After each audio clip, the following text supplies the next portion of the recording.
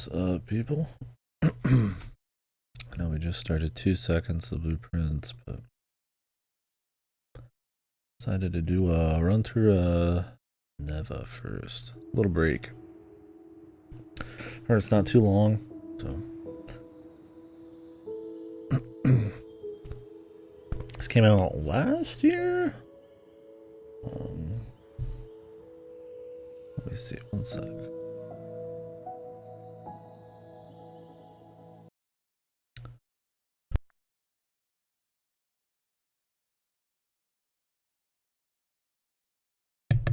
Let me see here.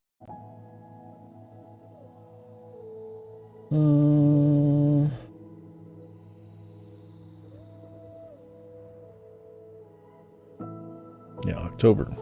It's made by the people who did Gris. Another artsy kind of more 2D platformer kind of indie. Not sure actually the form of this one. I've just heard people like it in a similar fashion. And it's equally kind of pretty, nice art, and some of the same appeals. I was not actually really into Gris. I usually am all about these types of games too. Stuff like Opus and Dog Day and all that kind of shit, right? There was something about Gris. Maybe there just wasn't something I could latch onto. I didn't find the gameplay very fun. And while the art was nice, I didn't find it super evocative, despite it being kind of trying to be like symbolic and artsy and stuff. It kind of felt, I don't know, hollow in a way to me. And so that coupled with kind of, you know, the vehicle for it all, the gameplay being kind of just lukewarm. I didn't get into it that much. Honestly, it's one of my, I won't say hotter takes, but definitely something that most people like that I just did not click with. I'm hoping for Neva I feel better about it. So, what's up, Outcast? Yeah, and I'll get to it, man. Long.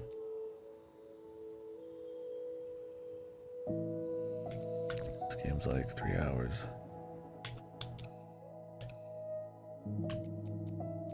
Panning, I'm good.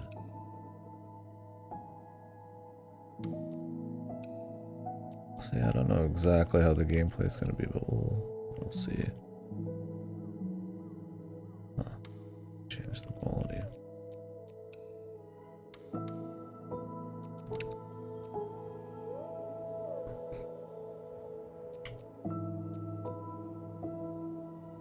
Alright, well, let's jump in. Like I said, hopefully I like it a bit better than Gris, but I mean, usually I like these kinds of things. So. Taking a quick break from blueprints.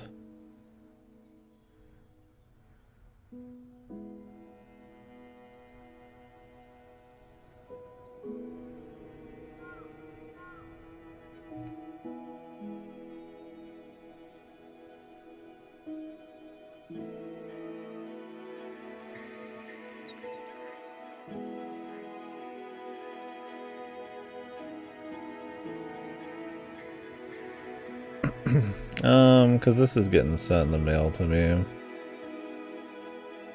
I was gonna send it back so I could get Suikoden and stuff in, so.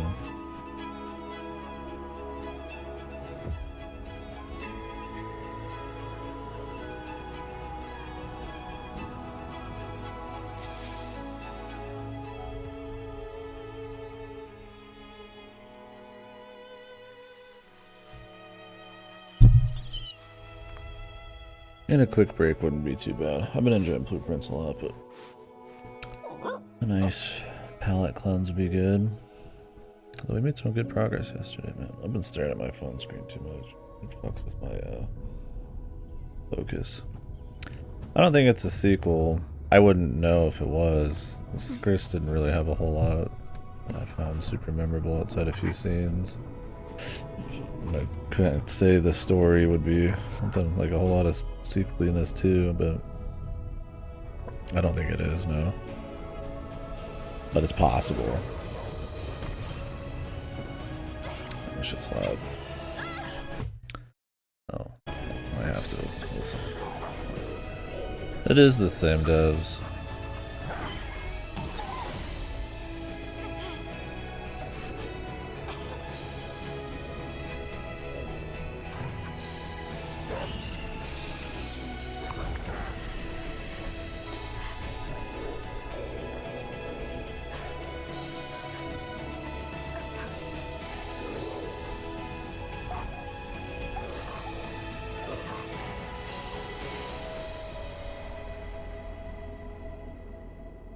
Kind of jobbed it, didn't they?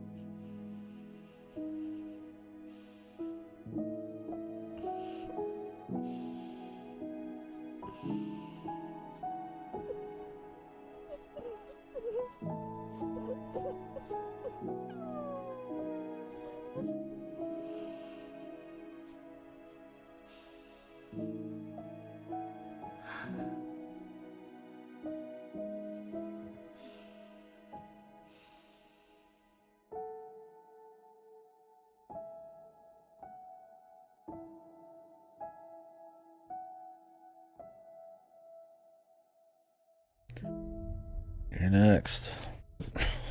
Just gonna leave this one in a battle. Looks like it was for probably a good cause, though. Something tells me the dark amorphous blob is probably not a good guy.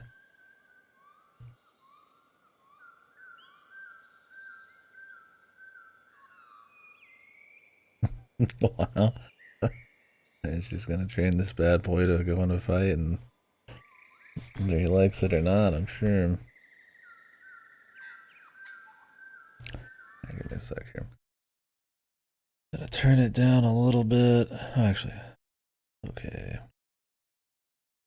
I like turn cutscene volume down. Oh, Neva's the pupper. Neva.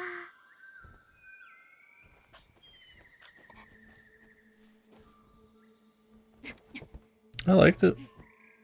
It's not like the most memorable, crazy Metroidvania ever, but I thought it was clean. I think when you get into the weeds on the lore, it's pretty interesting. The look of it, the little girl with the fucking big fan, stands is kind of fun. I didn't like that the map was like pretty low detail like it was. Kind of made backtracking a little annoying, despite games like Nine Souls doing the same thing. But it can be kind of linear sometimes. And then on top of that, it's very huge areas that have very little like detail on the actual UI map. But I enjoyed it. I don't know. I mean, it's like a Souls pace type of Metroidvania, one of those. And those can be fun, but they can also kind of lose that feel or go overboard. I thought that one was good. I don't think about it a whole lot, other than like some of the highlights, like the premise and the characters and stuff. But I had fun with it. I've just played a lot of Metroidvanias. It's not like a slight against the game. I definitely want to play the second one.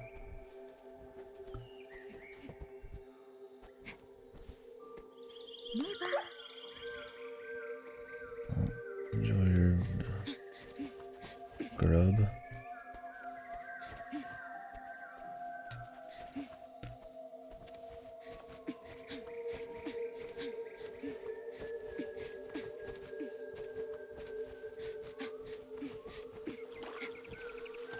Different art styles, I guess. A little less abstract. Not that I have a problem with abstract, but kind of going for something a little different here.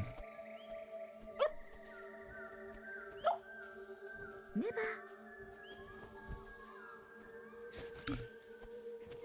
Train you for battle, doggy.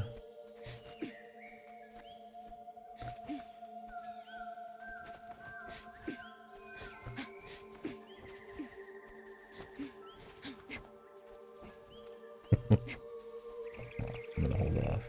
I was gonna say something cynical. Imagine that. I'll wait on it. It's not like I have no problem with the game so far or anything, but I guess I'll say what I was thinking. There are a lot of indie games that tear jerk by giving you the innocent animal. And I mean, I feel it. I love animals, but sometimes I wonder if, like, I don't know. There's so many that do it. If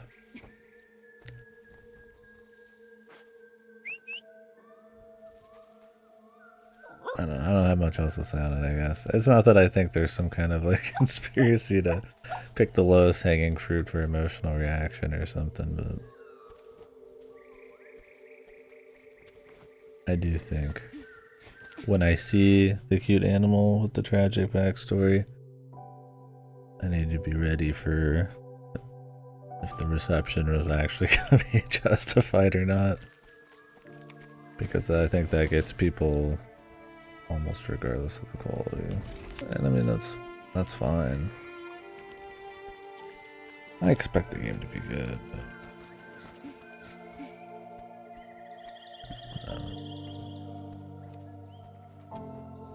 it's a certain kind of unfair cynicism from playing way too many fucking short, emotional indie games, I guess.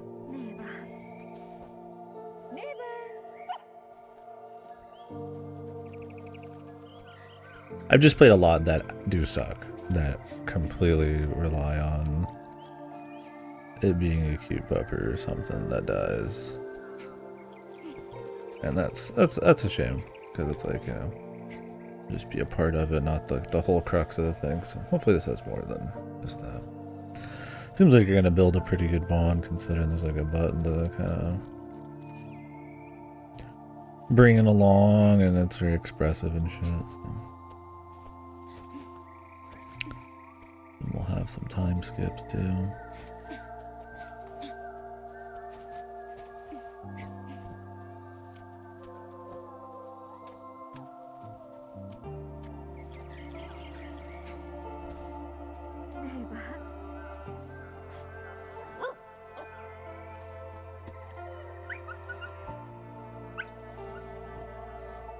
Oh, you can actually help it.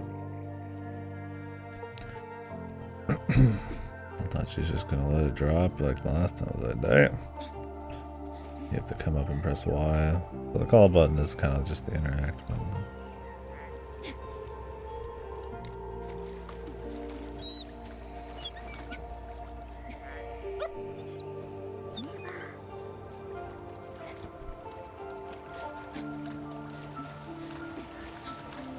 Well, hopefully you enjoy it, buddy.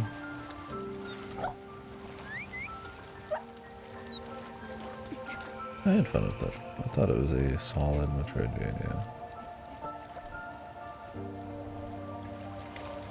There's some shit up here. I felt like one that would have an easy layup of a sequel. Like there'd be a lot of potential. So, and I've heard Under Magnolia is a nice improvement. So.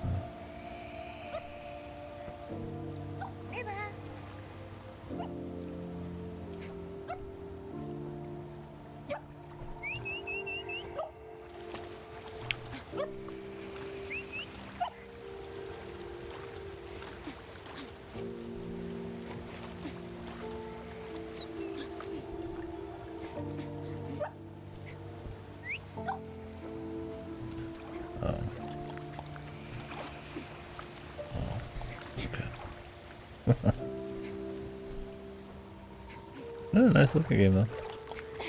I like the almost kind of like the paintbrush kind of dotted sort of looking like a Bob Ross like bush kind of foliage sort of deal.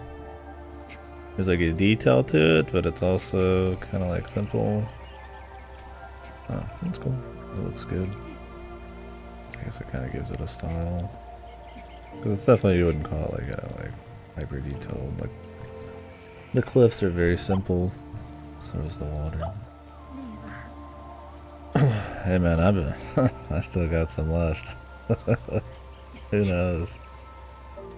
I mean, I hit credits like 50 hours ago. It's kind of if you wanna, you're bad enough, dude, to keep rocking, man.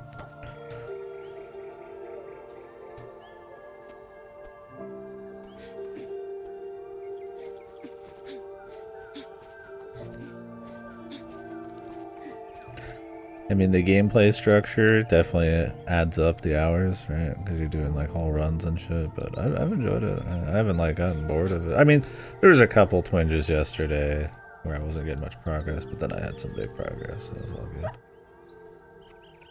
good. We'll see where it ends up. But yeah, it's meaty for sure.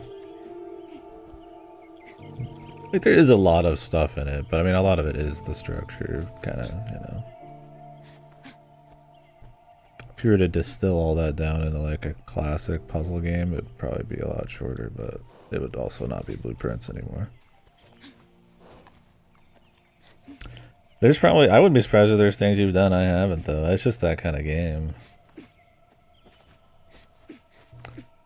Yeah, the art style's nice. Very different from Gris. I'm glad they kind of mixed it up. So I thought Gris looked nice, but I don't know. There's also something about it that was kind of boring. I don't know, and I like abstract, crazy shit. Maybe I've just played too many of them. Bro, I have so many screenshots. I've been just shooting them in DMs just for because it's quick. That was a mistake. There's so many screenshots I've taken because at this point I just record everything I see almost wholesale. I should have put them in like an MG or some shit. I mean, I could probably copy them all over. It would just be good because it's a bitch scrolling through DMs with like Goto. Trying to find the fucking pictures I'm looking for from like, you know, 60 hours ago. Oh yeah, I'm on Game Pass. Steam as usual best.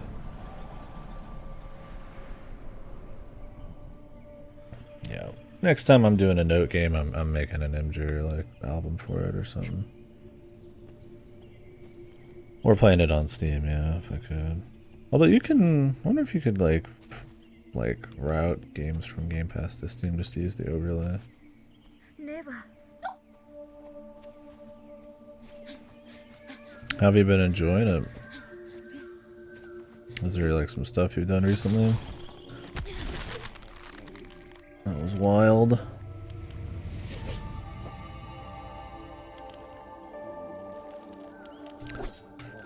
It's been pretty chill. I like that about it too. It's kind of like it's a heckin' cozy game, man. Chain hits without taking damage, recover your life. New rooms, yeah. No. That was me yesterday. My room list has been so diluted from new rooms, and I've changed too many of them. Well, I shouldn't say that. That might not make sense.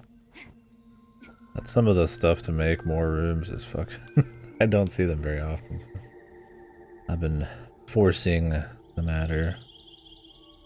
So I made some good progress yesterday, going into some new shit finally.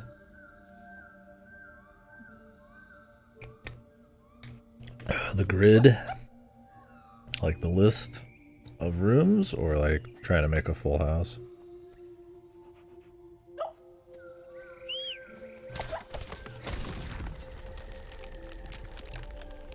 Oh, do you mean the grid with the what you were posting about in Discord a while back?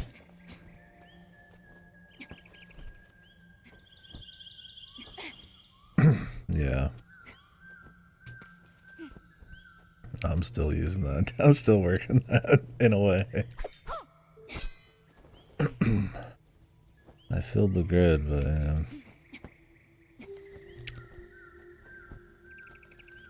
can I call Neva up here? Oh, can I get past this? Probably. I need to go back over all of my notes and all of my pictures and review everything, because I'm at a point where there's so much info that I would not be surprised if there are some easy connections that I've gotten lost in the sauce. I think I've got a path for a few things right now, but if there's more phases to that game, because there's definitely more shit I haven't figured out, then I need to go ham on the notes.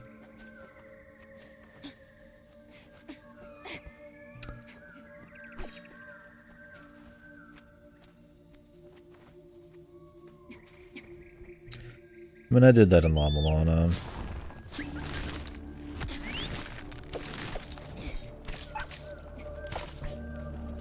At some point, you just have to consolidate.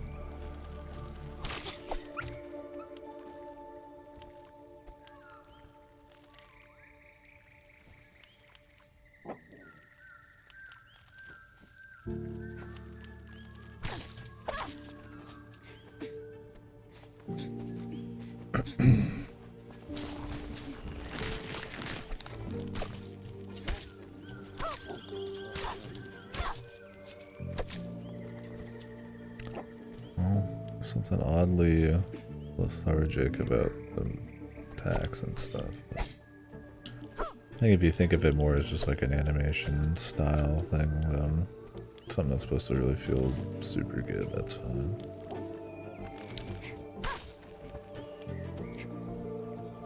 I think I played too many like hyper responsive 2D action games. I'm probably not going for that here.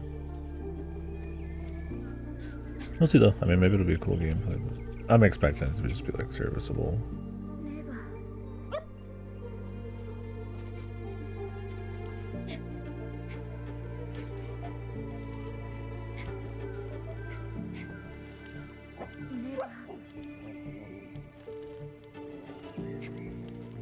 I'm gonna kill this thing.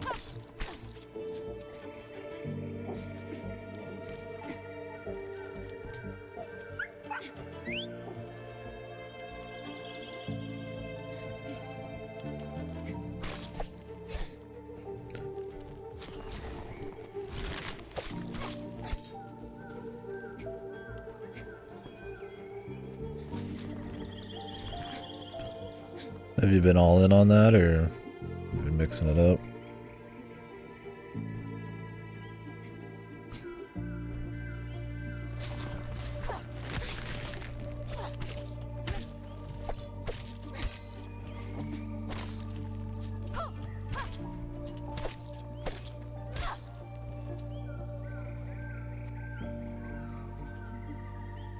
You've been doing the great mix? Oh shit. Thought I saw you on something on Discord, I don't remember what it was. Oh, Last Epoch, right? Seen everybody on that.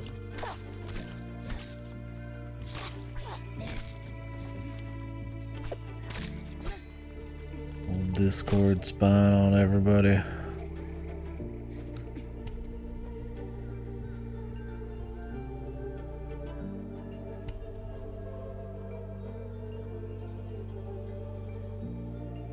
UI. What is that?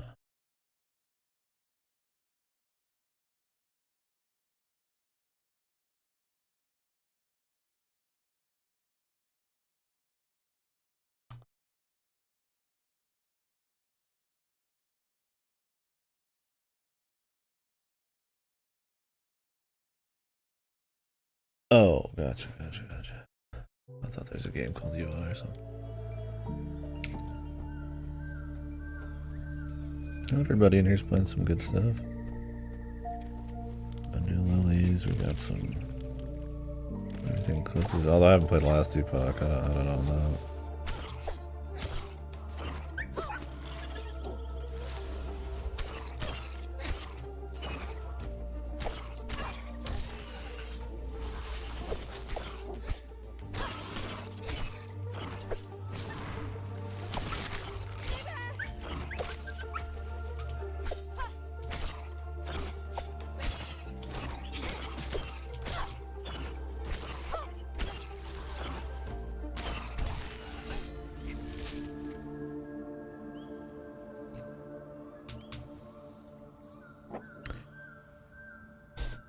Yeah, I need to get into Cold Steel, but I have so many long things coming up and so many backlog from the gifted shit that we'll see. I mean, I just play stuff when I feel like it.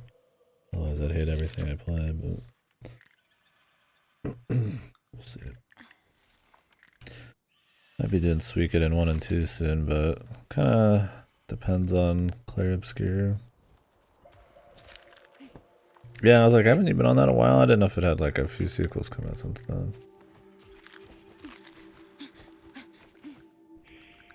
Neva. Neva.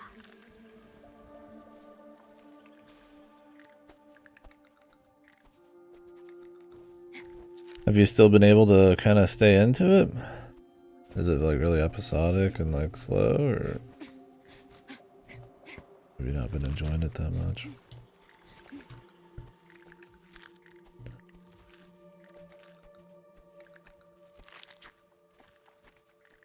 We're sneaking around. I don't know if these guys are just passive at night or if we're supposed to be stealthy here.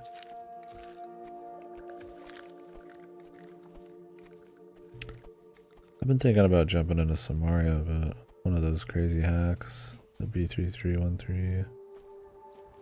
I think it's more of like a surreal horror thing. Neva.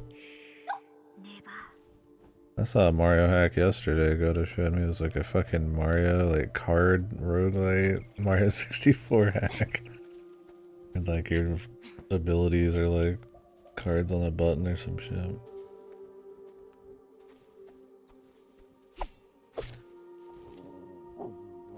Yeah, I can't be arsed, man.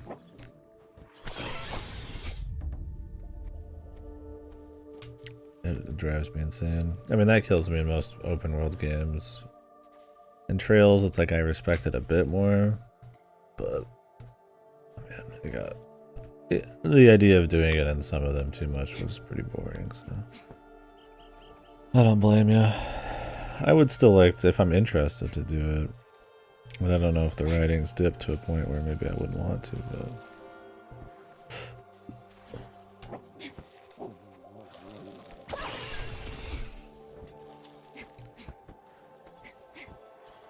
But I'd mainly want to just do like side quests, I guess. Assuming the NPC thing still works how it used to. Or like every time something happens, every NPC has like a new story. I mean, I was doing that in Zvi and it would get old in some of those. Same shit, same dev.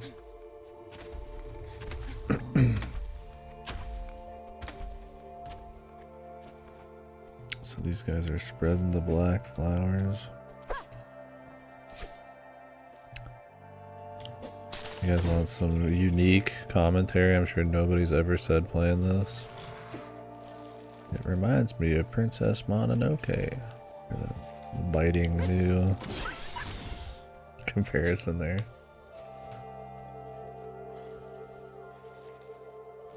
Yeah, I hate being compulsed to do stuff in games like that. And I will do it.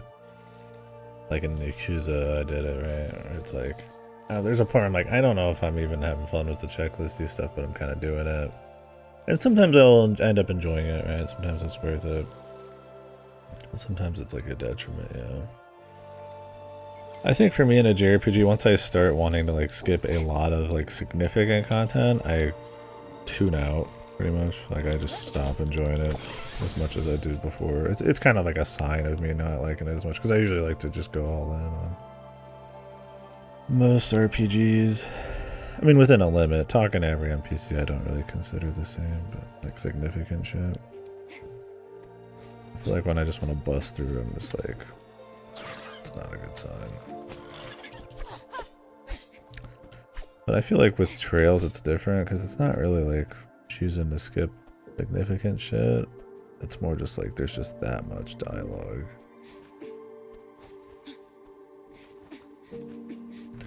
And I mean, hats off to him. But I don't know, man. Sometimes less is more. Not that I'm saying the quality's bad either. I mean, it's. You know, I like some of the little NPC quest lines and shit. It wasn't like a Assassin's Creed where it's like truly.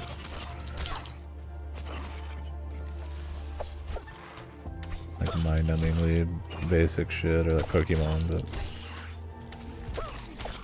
I don't know. I'm also at a point in Trails where people consider it the best it's ever was, so it's probably not. I'm probably not really able to converse well about it. I liked the worlds, I liked the pace and the NPCs and stuff in the first two series. So it's like there were times maybe I was like so into the story I just kind of wanted to move on, but I was like, okay, well, if I read all these little things I might enjoy it, but it might be, yeah, it might just be that the series has just changed. I'm relating it in a way to some stuff, but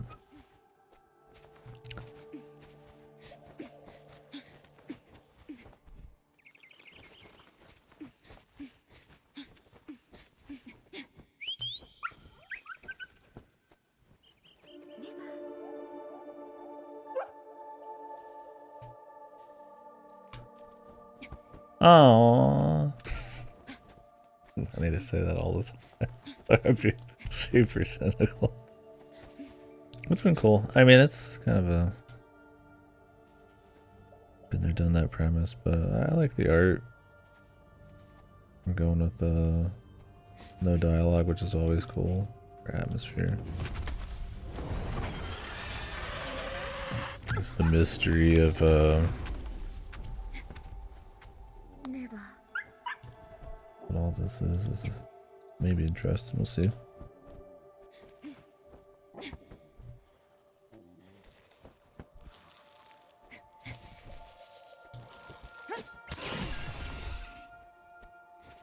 Gameplay seems okay.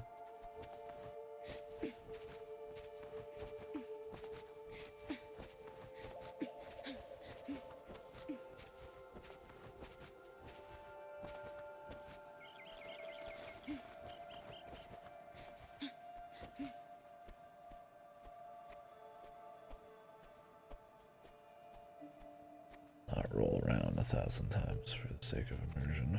Here and there. Not like a kino shot.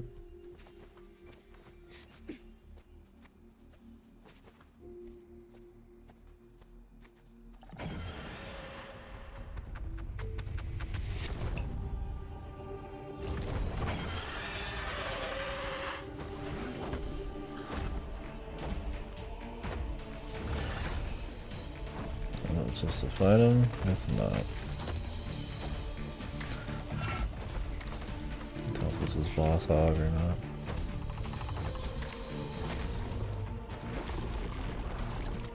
This fucker's got crazy ass plot armor now.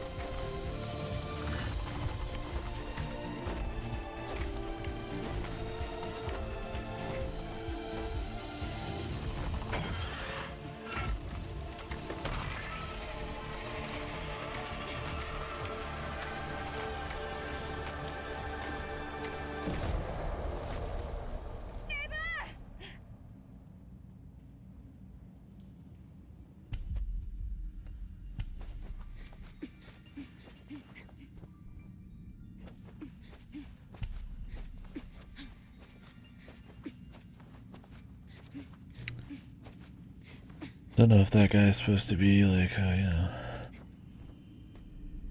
simple bad man, or if he's supposed to be the big boss.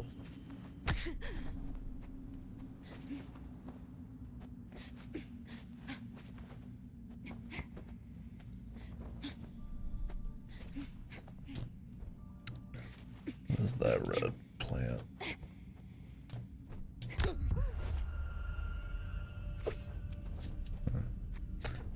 Collectibles? There were collectible things in Gris. I don't remember what really happened with it though.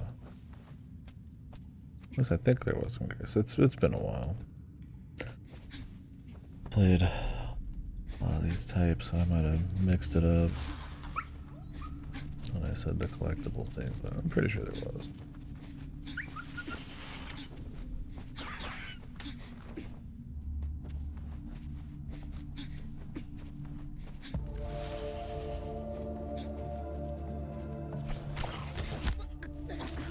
Ooh. You didn't make it.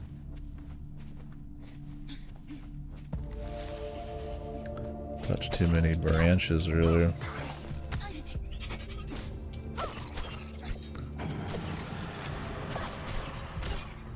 Need to play very guerrilla style, I think. If you touch anything, you fucked.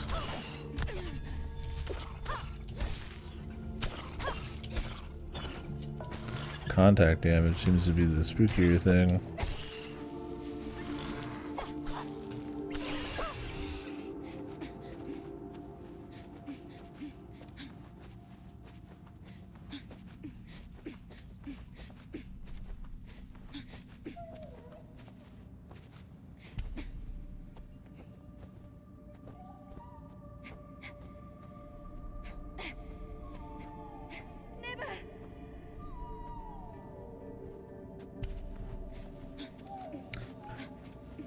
And we're peacing for now.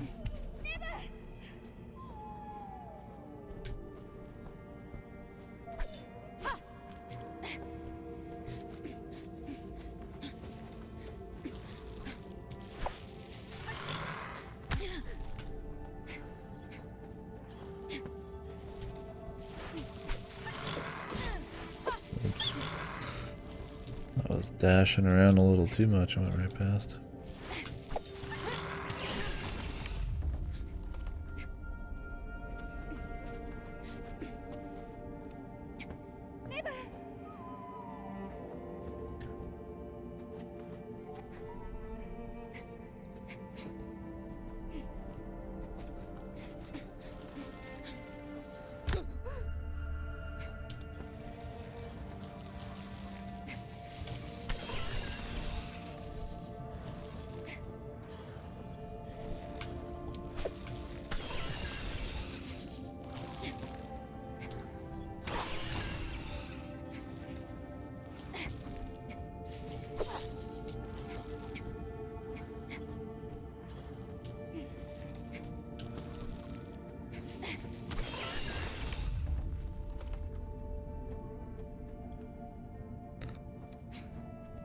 Shivers.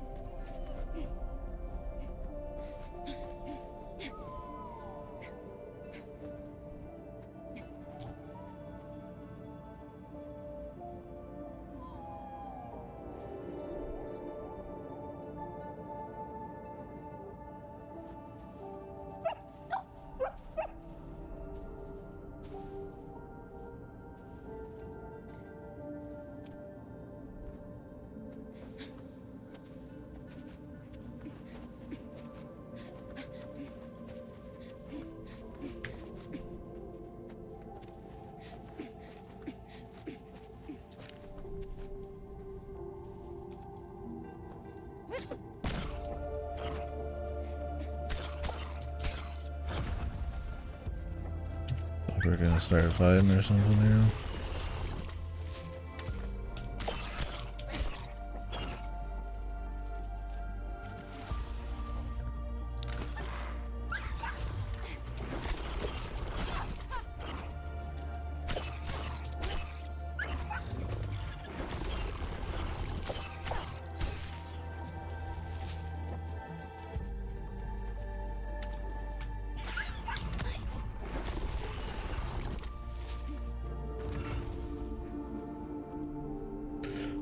I'm expecting the big time skip, but we'll see.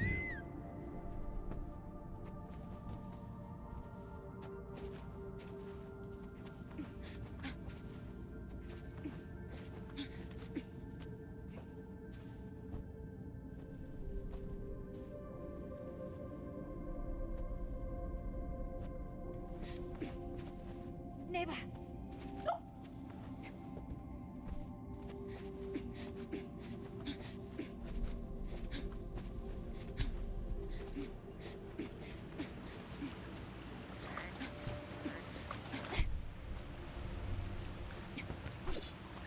The dice.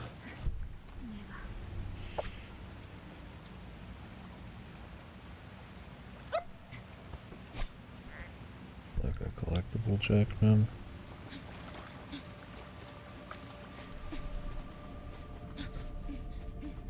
Not much I can do about that.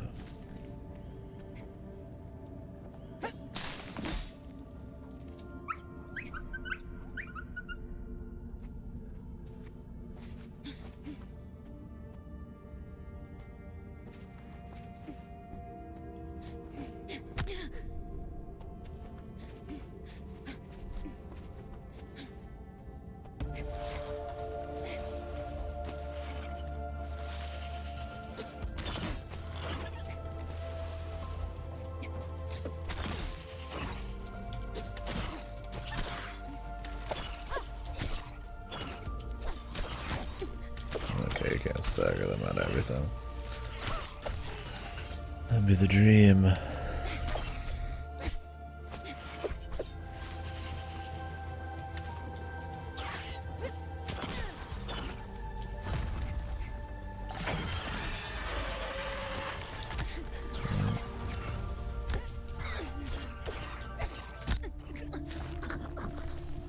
Didn't expect the thorns.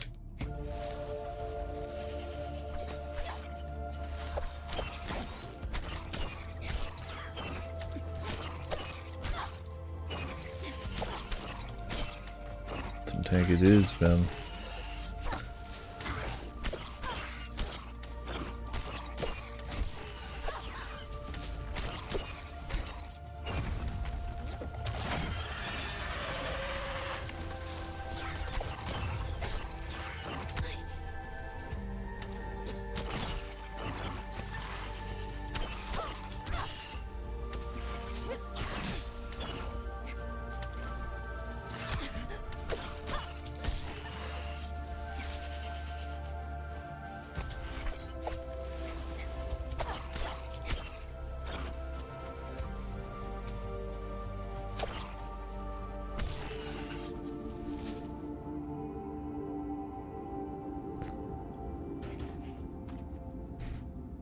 Music is very epic.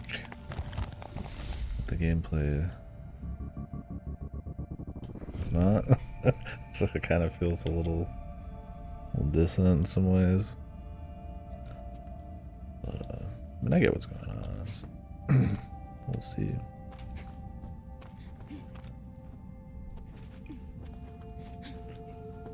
Feels less like a struggle for crazy survival or for some big thing than also like something a bit more, I don't know, maybe somber would have worked for me a bit better there, but I'm just being a goober. Kind of voicing how I felt. I'm not really trying to pick it apart or nothing. Couldn't shake it.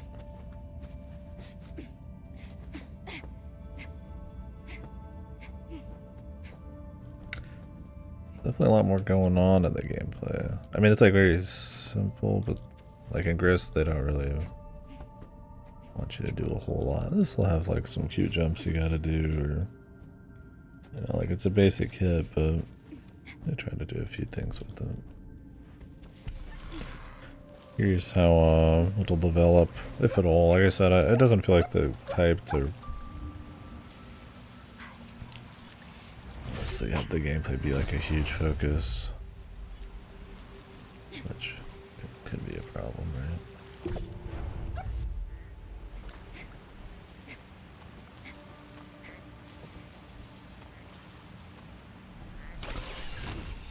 much of it there was. It was like a Planet Alana situation where it's like there's way too much gameplay for how mind-numbing it was, and it kind of cuts into the parts that are good. It's kind of what I've been hearing about that South of Midnight game. I don't know, the art and stuff seems neat. You almost want to try it because it's not supposed to be super long, but I feel like there's just too much good stuff out right now. Can't bring myself to want to install it. It looks to have very like mind-numbing gameplay-itis.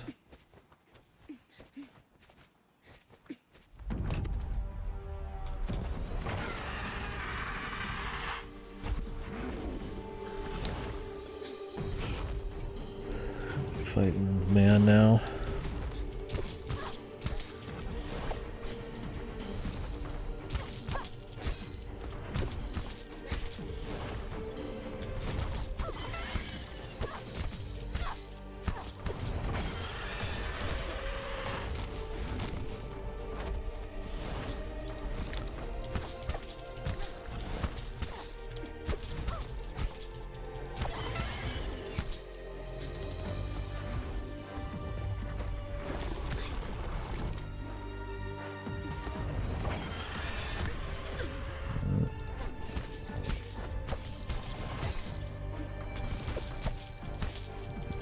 Back.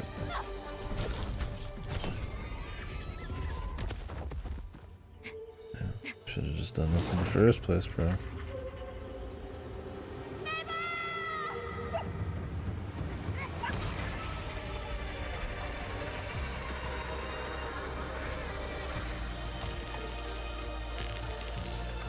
Does this pupper have superpowers, man?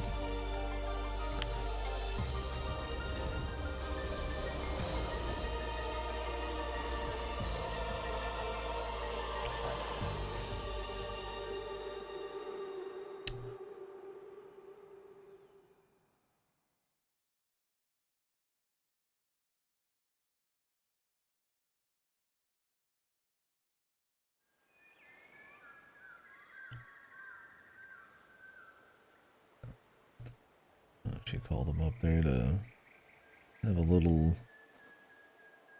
get your revenge moment, or she needed it to defeat the big man.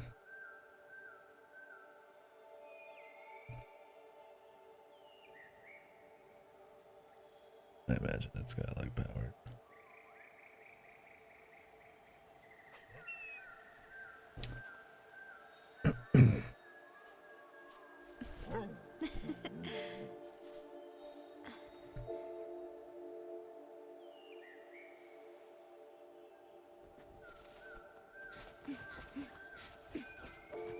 Big dog. Neva.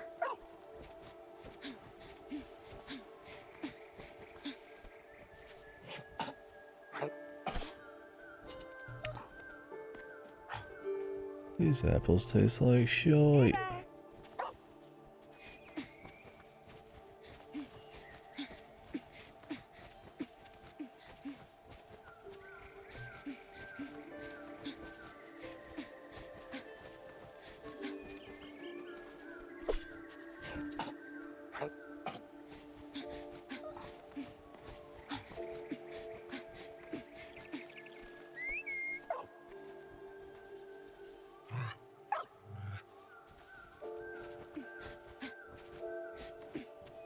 Thought that was food.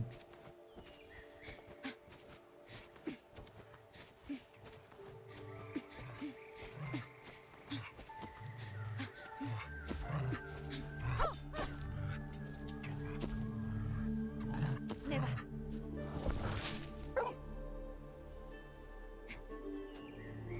Do I ride the doggo?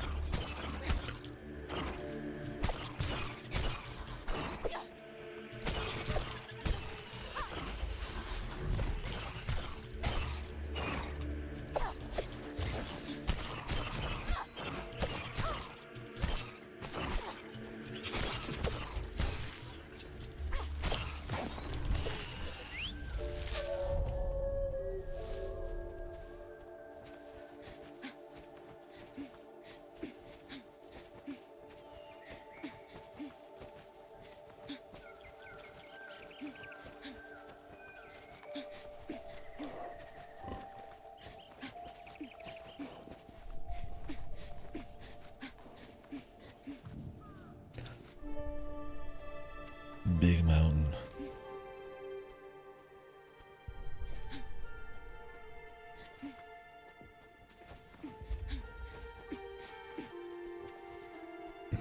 Don't tell me it's gonna turn into a big, reach the big tall area indie game.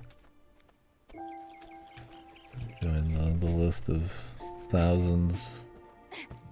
I assume it's just a nice landscape.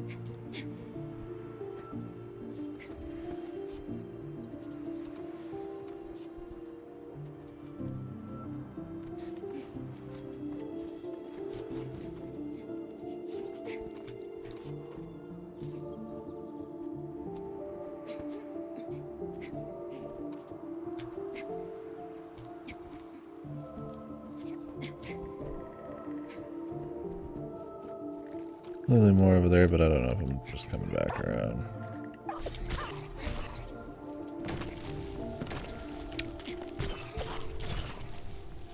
If these guys are just having their day off, or they're so saturated, most of them are just kind of chilling now.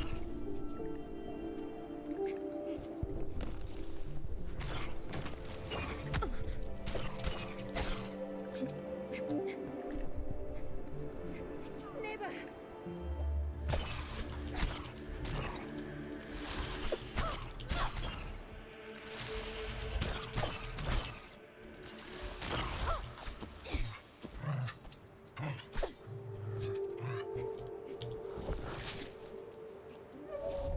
Help yourself, bro. Inflict pain.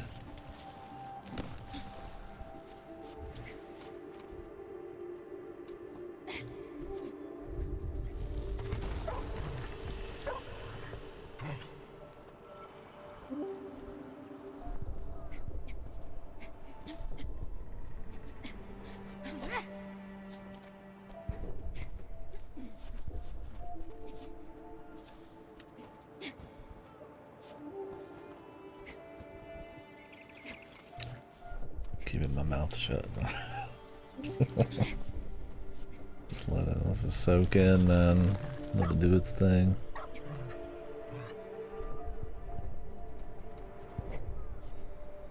We need to wait here for a sec. Can't tell if there's any white stuff to grab onto.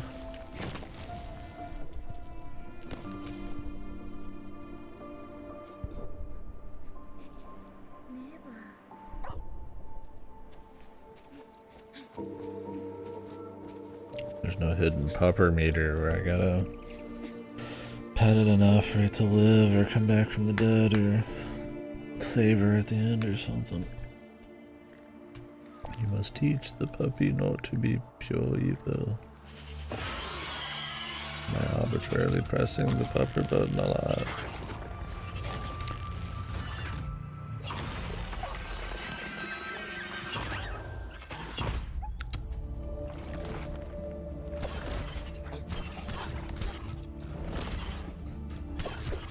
He's got spirit, man.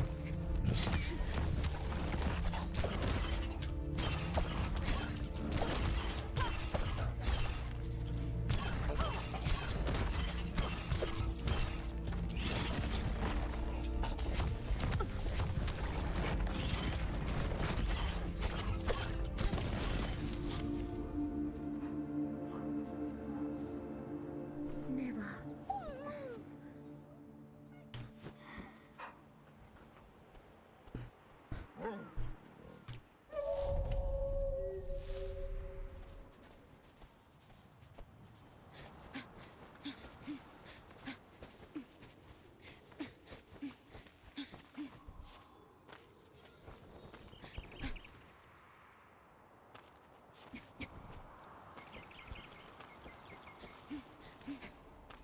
Neva.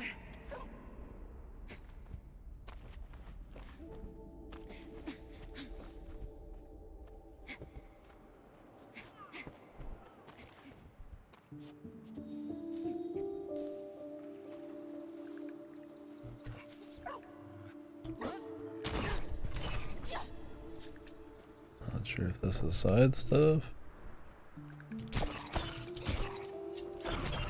Kind of just picked a path, man.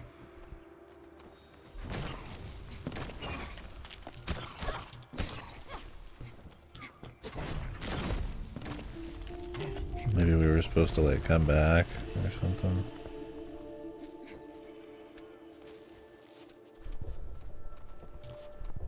Oops.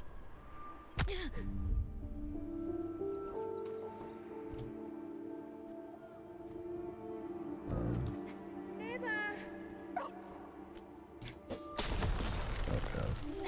Like it looked like you could blow it up, but I was not 100% sure.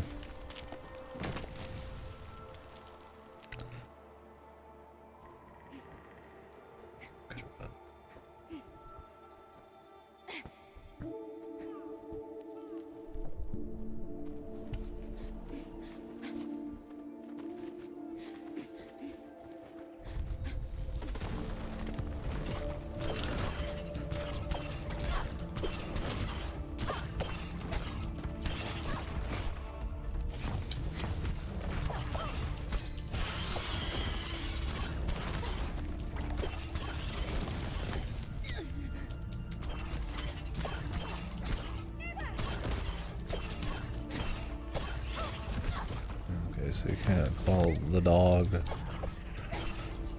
on command.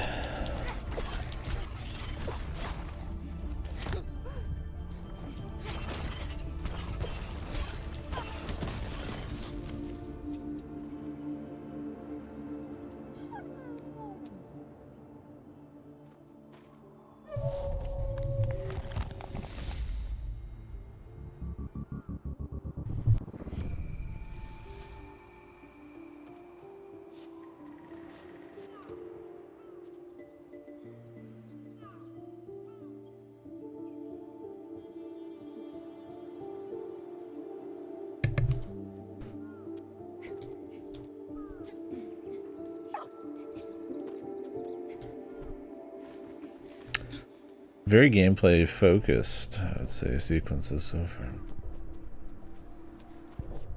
Whether that's the intent or not. I mean, there's definitely some beats where we're seeing the pepper get more confident, but not strong enough. Neva. Seeing the enemy kind of get a little bit larger, or the world get a little bit more fucked, but it is very mostly sequences of gameplay. No, I didn't say if that was a good or a bad thing. I would say the gameplay's been very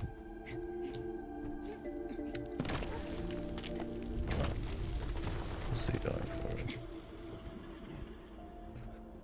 Probably not interesting enough to have it be as focused on it as it is so far.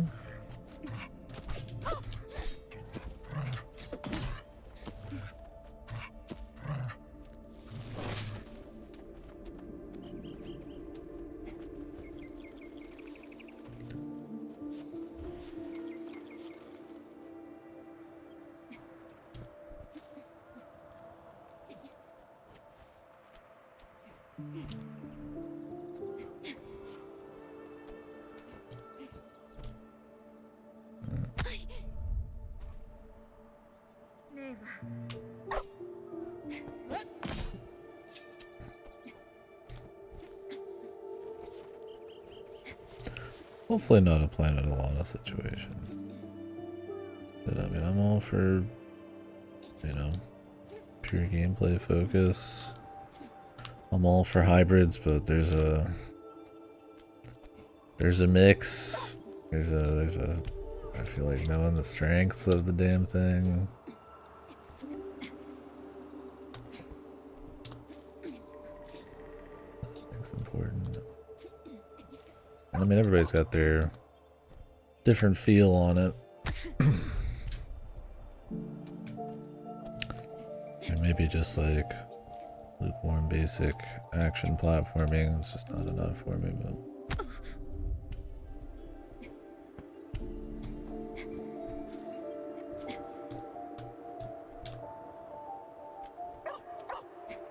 we'll see. Like I said, I'm trying not to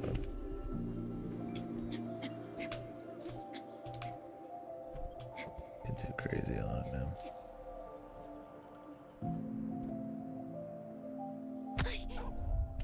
Tight little jump. Unless I'm just doing it wrong.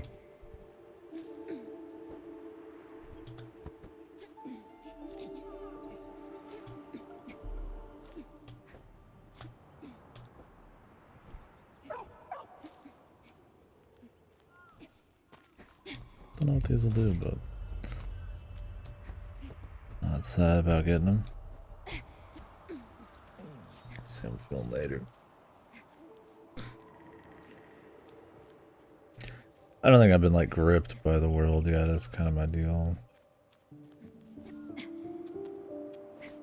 Like obviously I'm invested in Neva. the pupper and that. Yeah, he's a pupper. And they've got a little tragic story here, but the actual world and like what it's doing and unique to it. Not really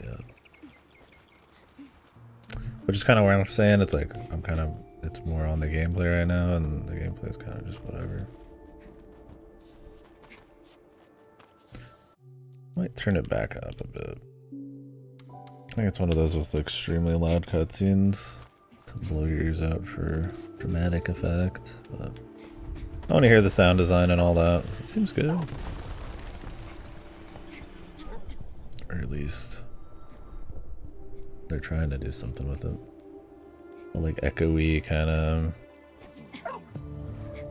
ambience and shit. I don't know how to describe it. I mean, every fight's pretty like, I'll just say big epic music, but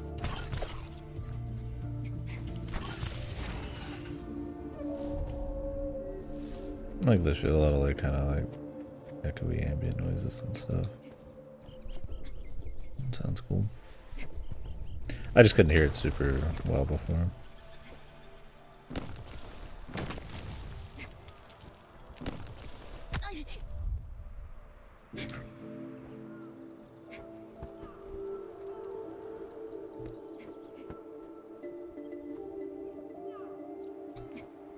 Yeah, I don't know, it's kind of like a chill ambience. You still get like a lot of like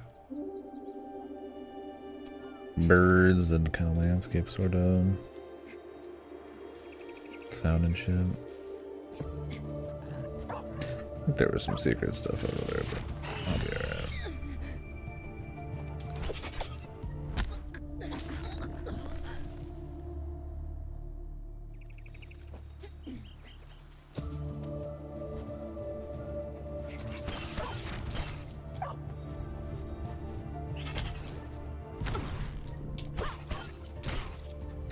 It does not pay to be aggressive in this game, unless you're trying to get your health back.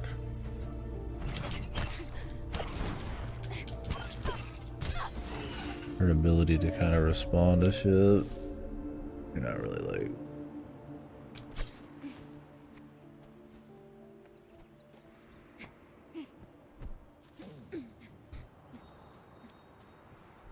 kind of respond to like a moment's notice.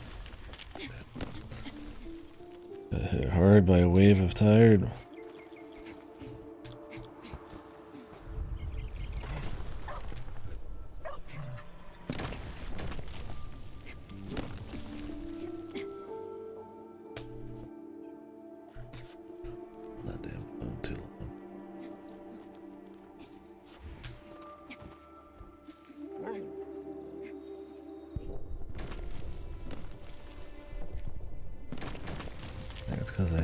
one beer today. I haven't had one in forever, but they're getting close to expiring.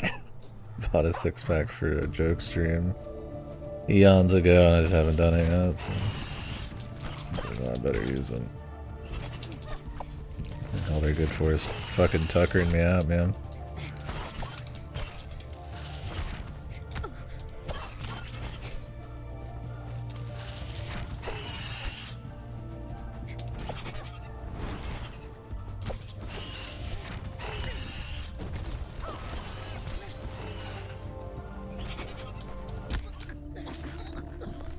You really just have to jump that shit, man. Try and jump past it, but it's not a projectile.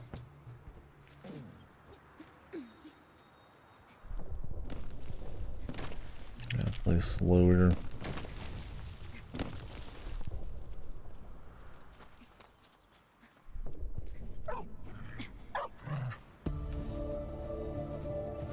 I tend to cover a lot of ground with their shit, I guess, is what I'm saying. Not gonna like pixel dodge some shit, I really just gotta like do the dodge how they want.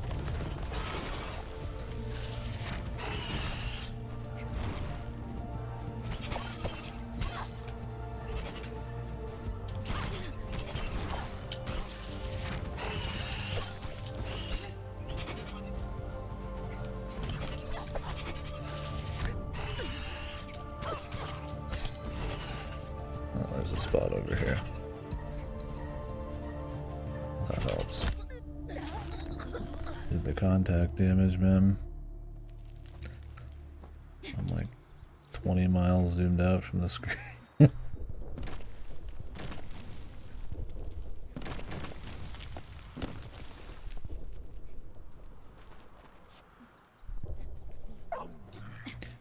Maybe you can call on the pupper to do some shit, man.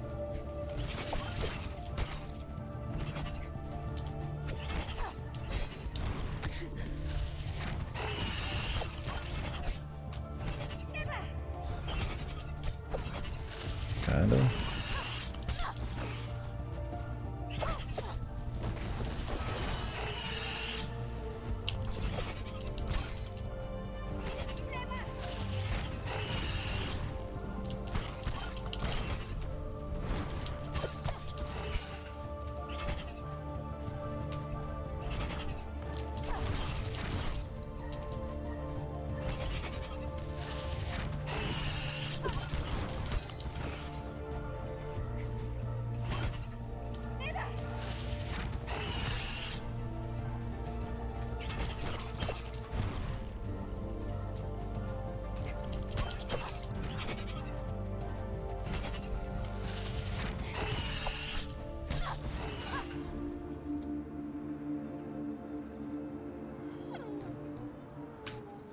Take her slow.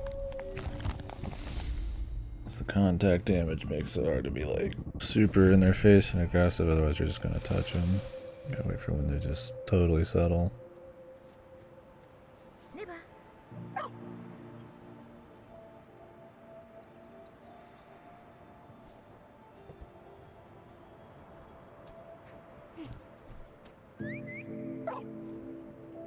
Going down.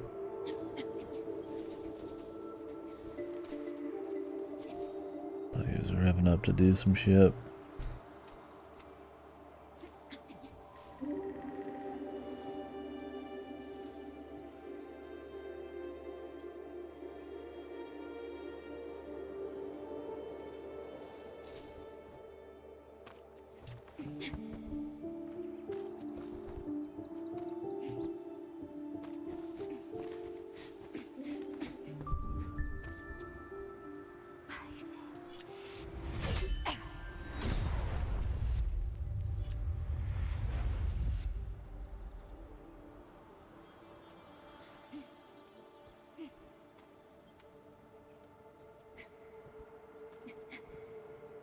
Neva.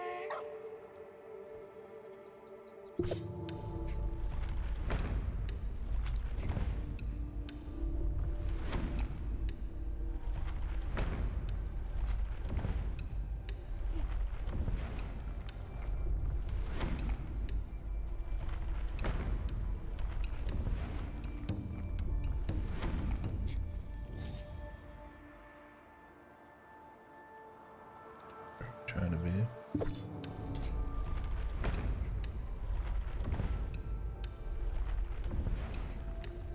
That's on the top.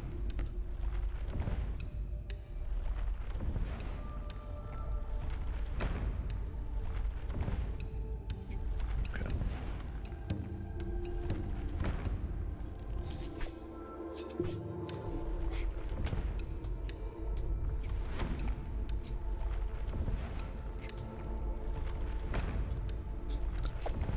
We gotta wait for this whole thing.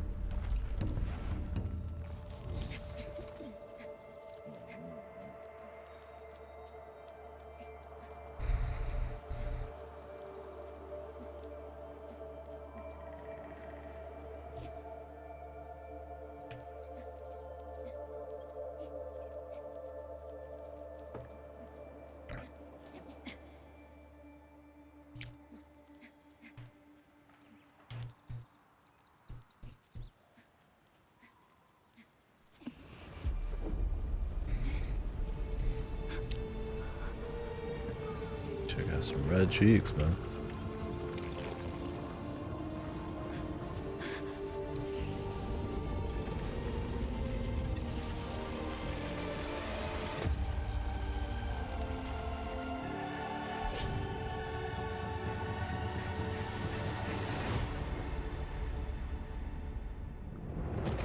Is that the big bad?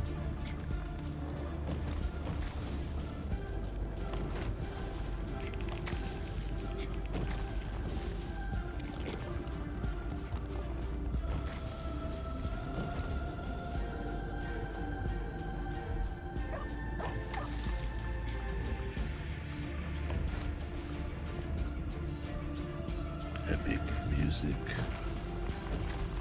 Do you feel the emotion?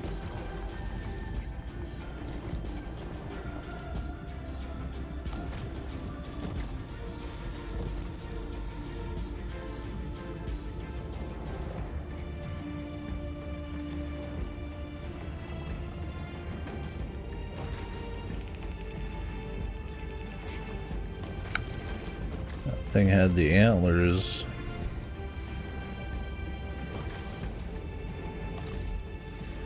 That Neva's mom had. No, maybe not. Maybe everybody's got fucking antlers.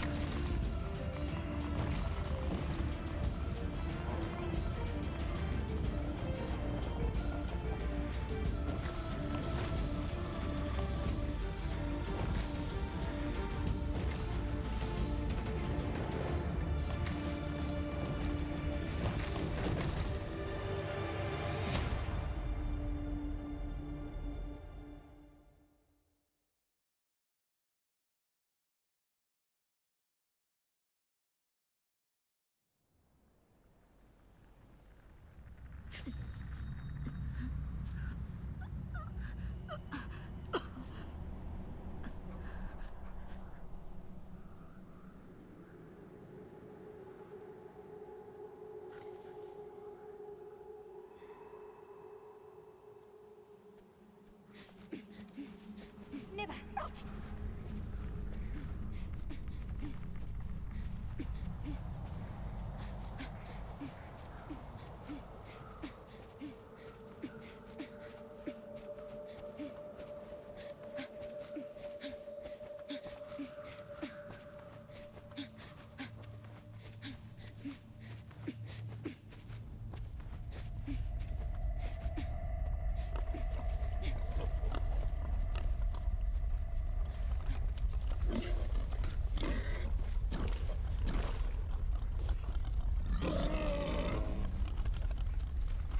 Cursed hog.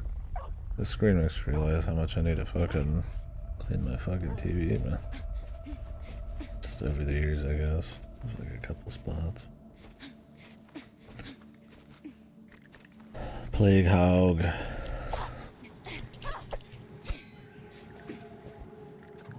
It makes me want to watch Mononoke again. It's been a long time. Neva.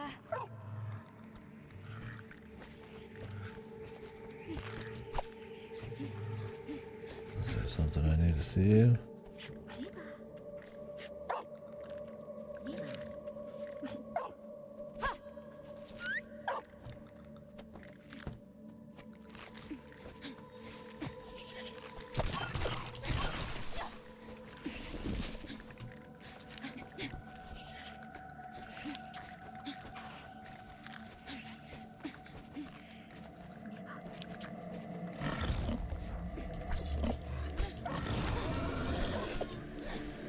I already took fucking damage.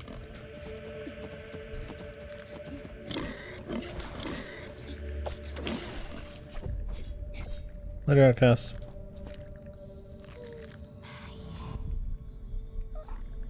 Enjoy your day.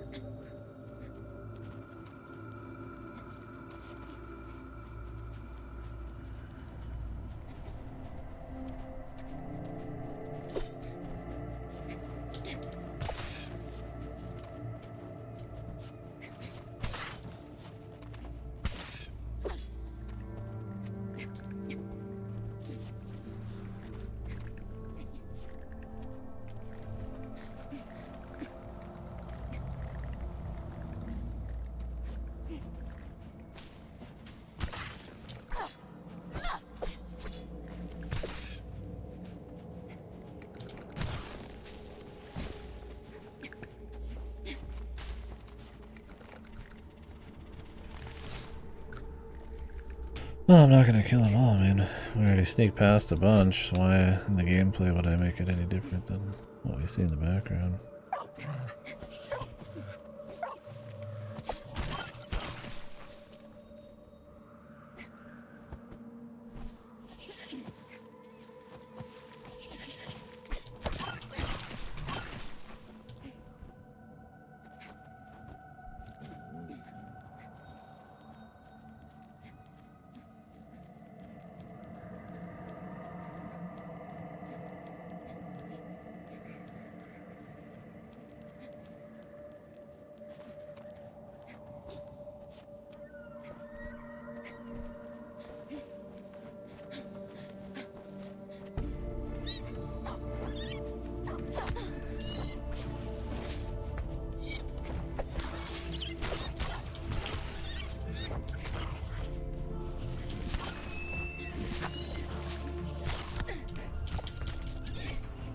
contact damage.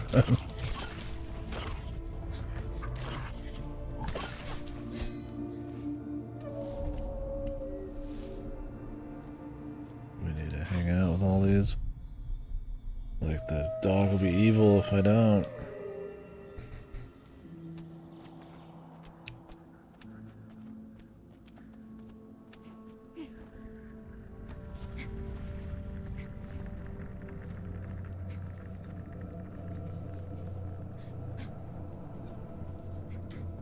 It's not like we're able to put them all to rest or anything. I mean, we leave like thousands in the background.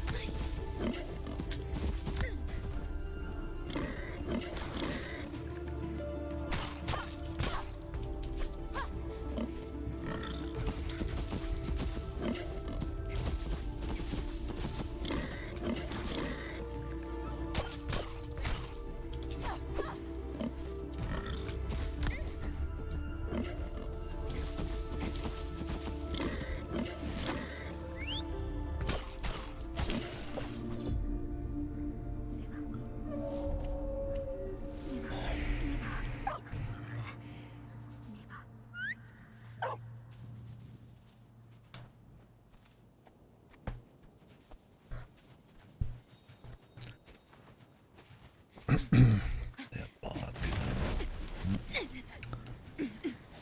Pause the game. But...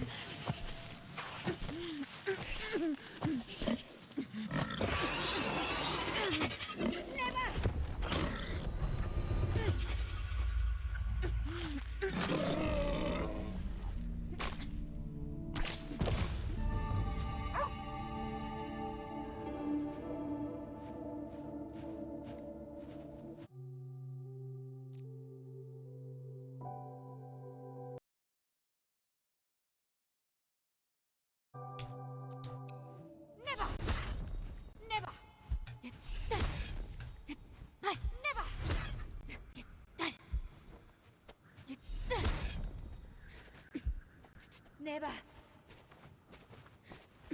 Neva.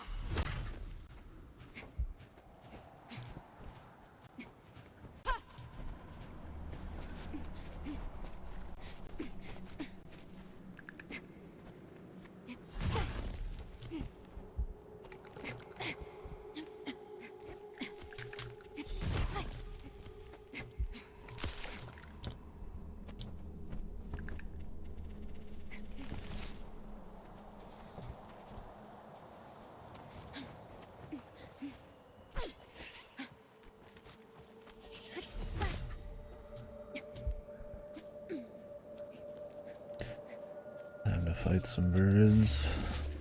The new power.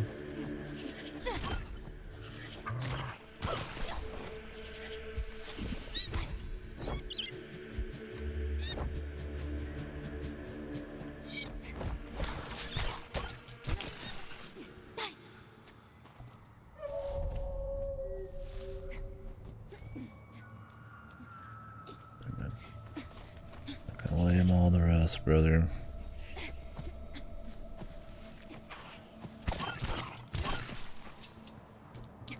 Imagine it's pretty dangerous and sadly probably a few too many.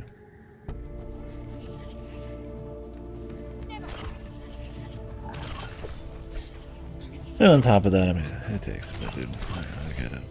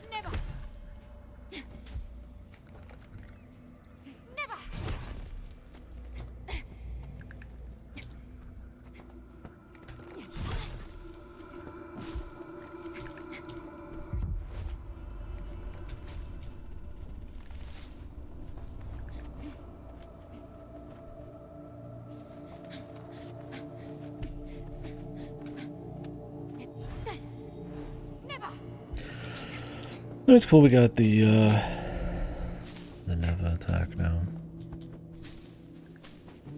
It'll definitely need a little something extra. I mean, Never.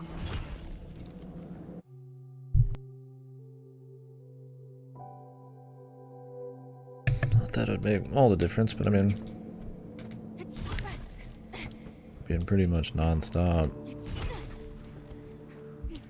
Just jumping in action. Probably keeping it as simple as it was, not good, but no, that's a whole lot, but there's a little bit of puzzle platforminess, I guess.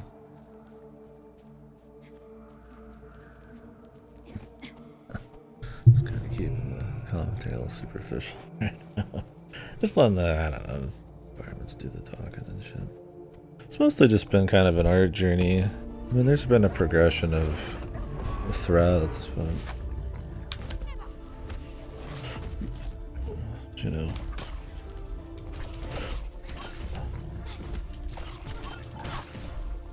It's cool. I think the survival, the fight for your life kind of vibe of most of it so far. And because it's kind of like dull, kind of is, I feel like, lessened a bit. Like because it is kind of simple, or honestly at times kind of boring, sadly. That feel they're going for me at least, I mean, I feel like doesn't resonate, right? Like you're escaping on the treetops and it's just like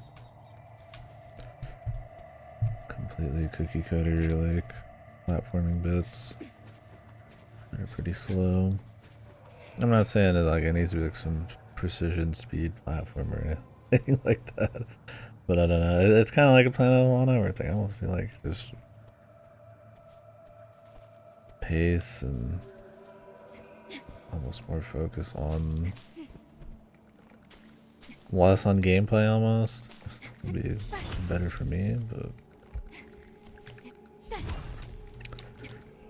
I don't think like what is here on gameplay has been honestly terribly interesting. But we'll see. And I mean, I like a lot of the sound design.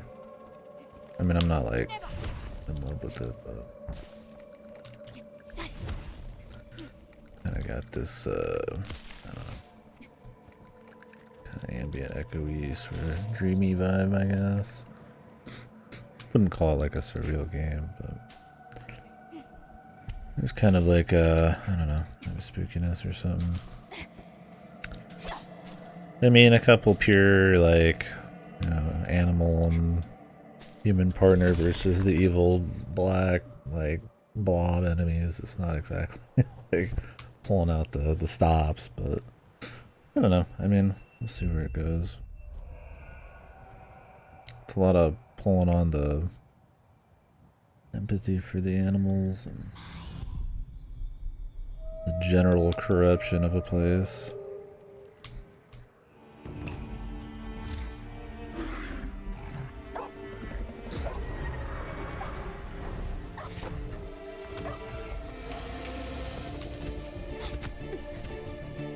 That took too long.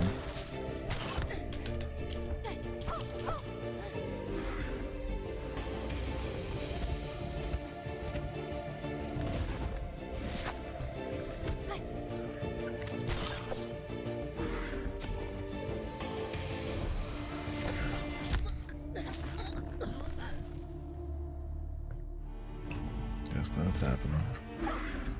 Like they're definitely trying to make it more than Chris was in, like, you know, difficulty and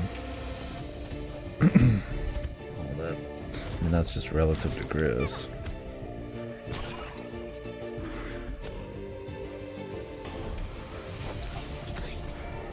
ready for that.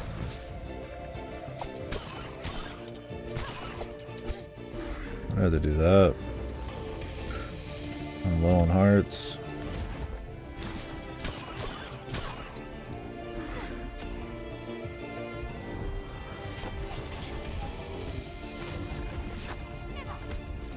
Do 2 horse.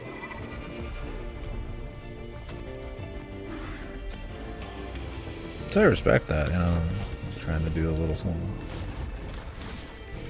Some of those super elitists. That's why I'm just kind of keeping my mouth shut. It's okay.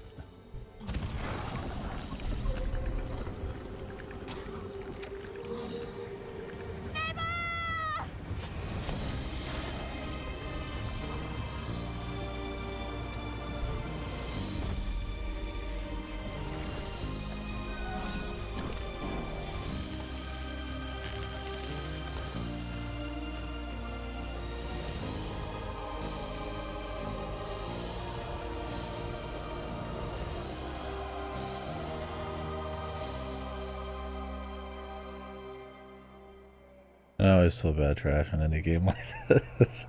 Like, clearly they're trying to make very emotional and resonate with you and stuff.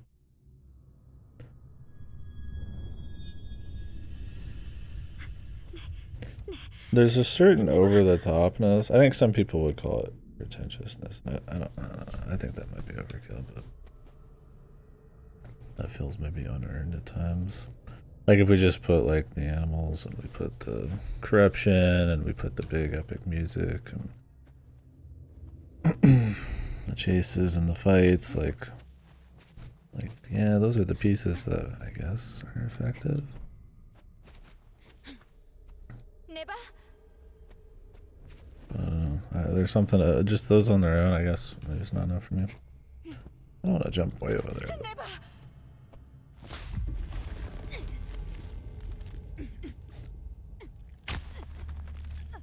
I'm waiting for the hook for me. Nightmare.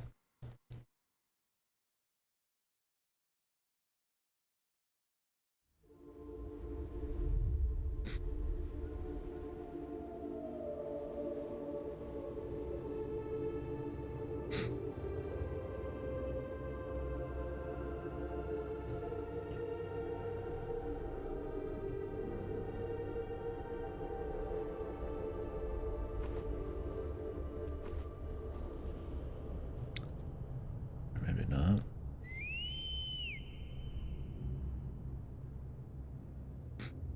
Neva! Neva!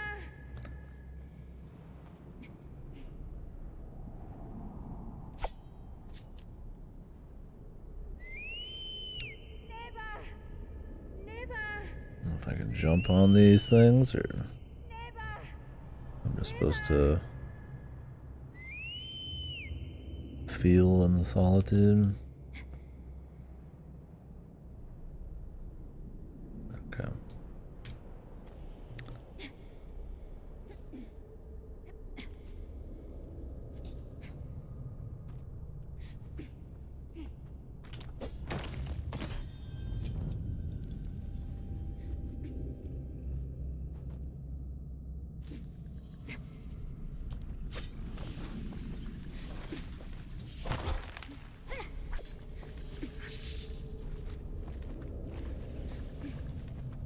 I really feel like a dream sequence at this point.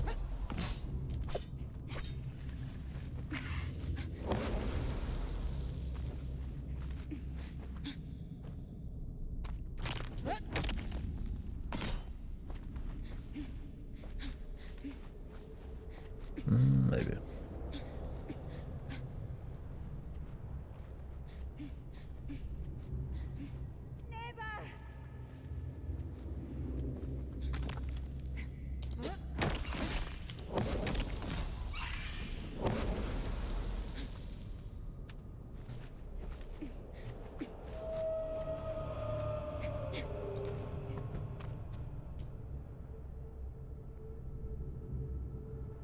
Neva.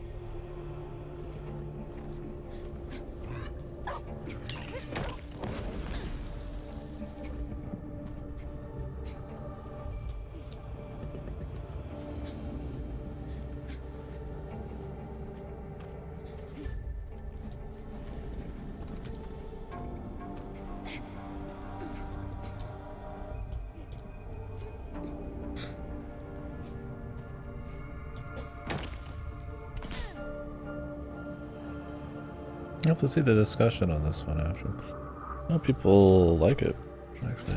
Not too much into it. So I figured I'd just be playing it. Honestly, it kind of felt like I don't say like a lost in the sauce, but there's a lot of stuff that kind of came out at the end of last year, I guess. I don't remember what.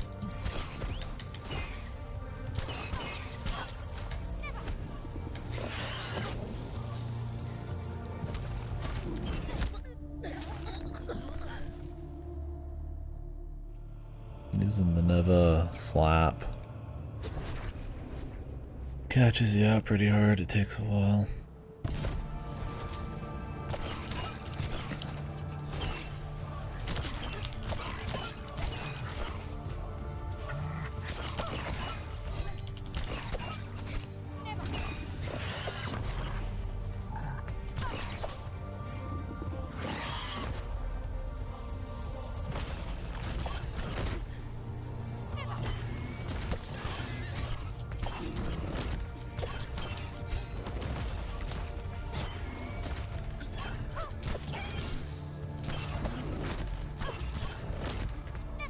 A little faster than the early ones.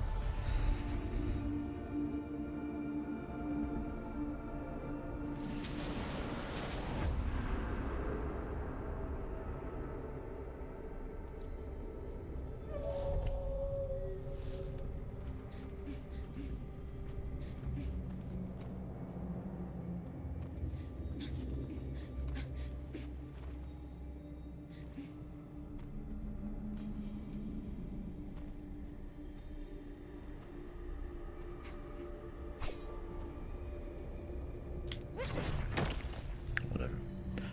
I'm gonna keep the pace going. We're gonna be in some bigger ship.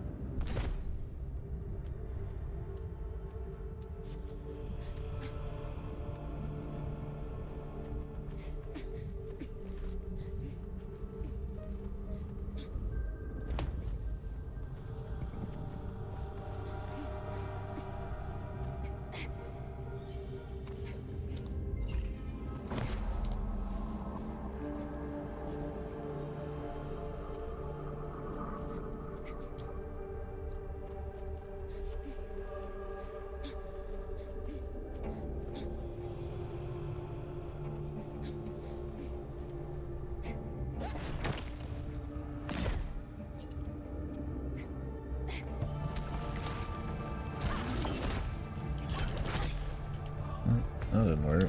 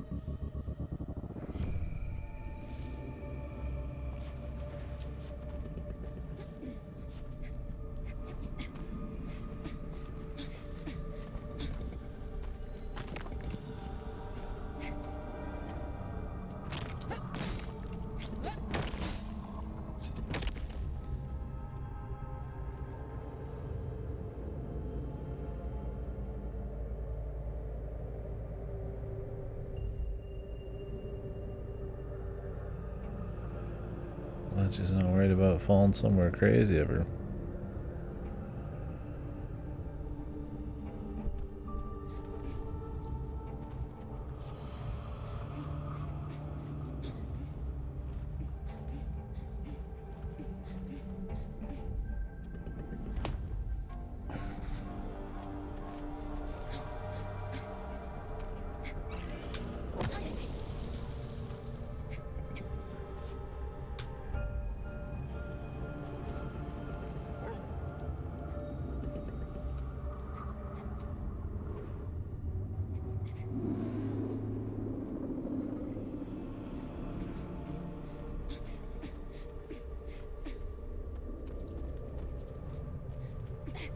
Big dog.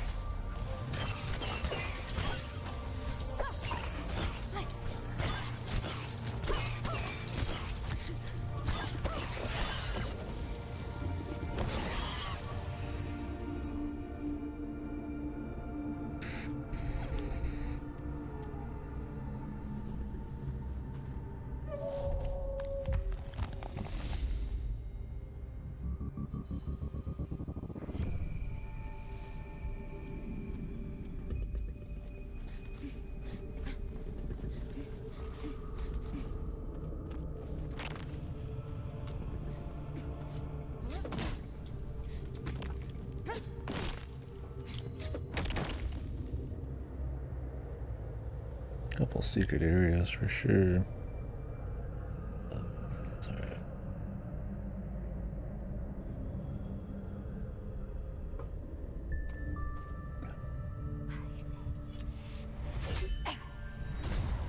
Soon we'll have to fight the big wolf.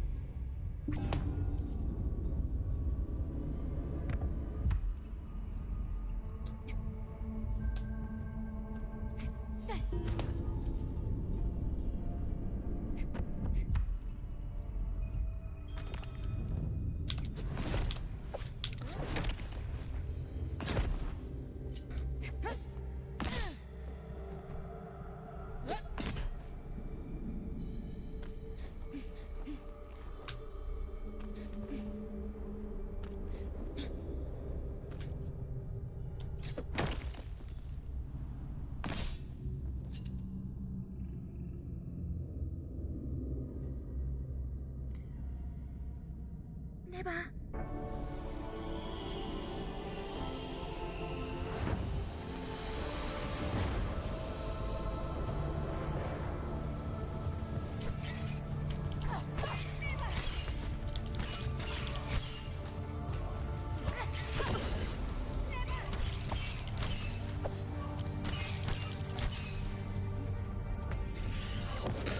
Sanctus, the Latin choir, man.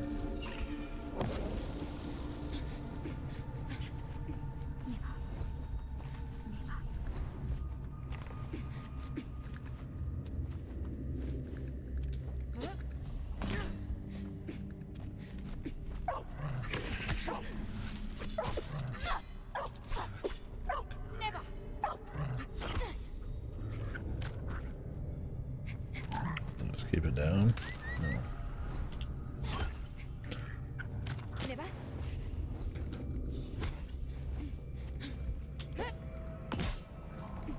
Neva. Neva.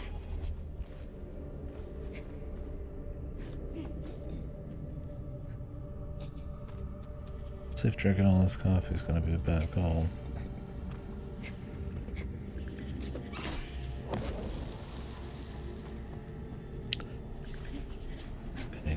steady, man.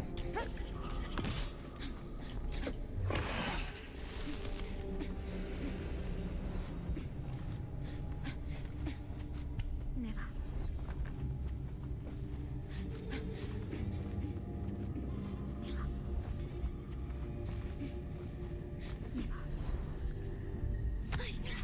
That's power, yeah. Got so much power welling through you that your body doesn't know how to cope with it.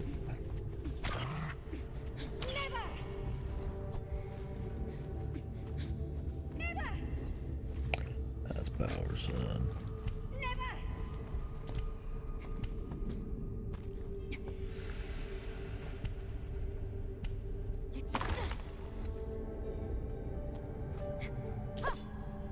Did I come from here or something? Am I lost in a maze? Is there a way to go there that I just missed?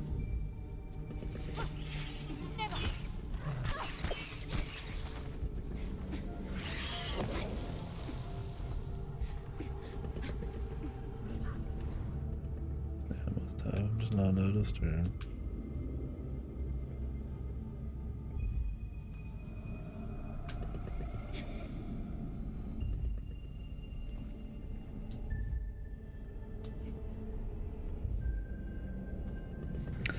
Or it's supposed to be weird like that.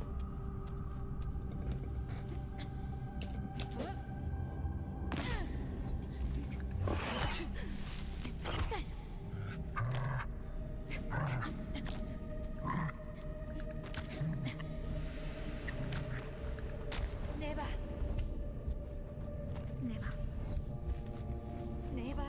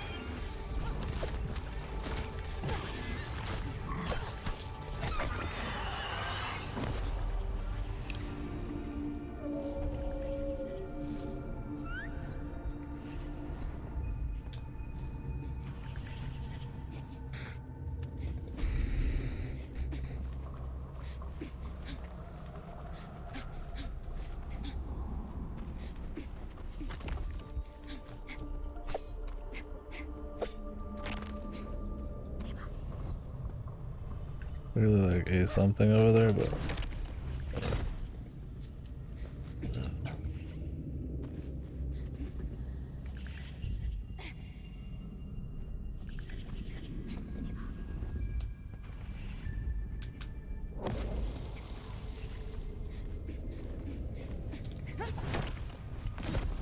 so I don't know what all the collectibles do in this one. I don't remember what they did in Gris either. So I'll get them if they're kind of just like on the way, but I think I don't want to really mess with pacing too much. Already kind of got my deal with that.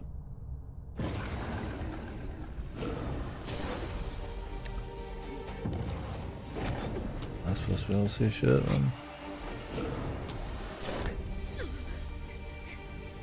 mean, my red levels do tend to be a little too much on my monitor and shit, but I mean, I honestly can't see a fucking thing.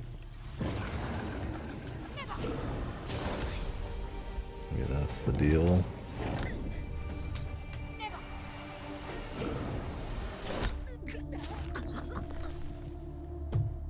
One sec.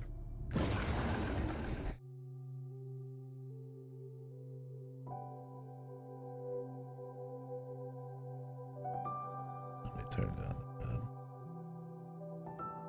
That might be the goal, who knows. Okay, I can see things now. My red, I guess, is just way too much.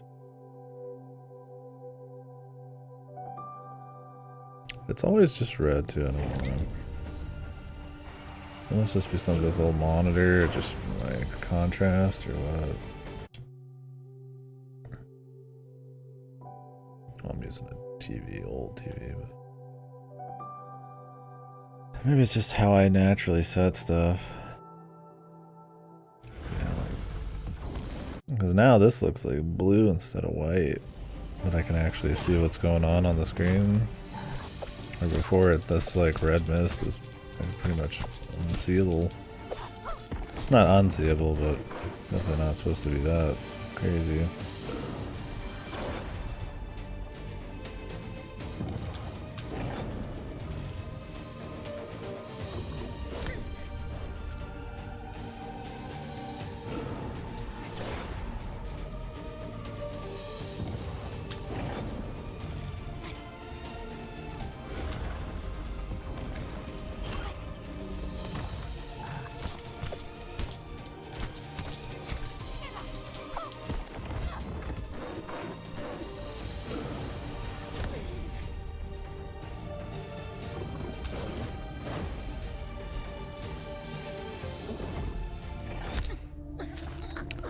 New shit.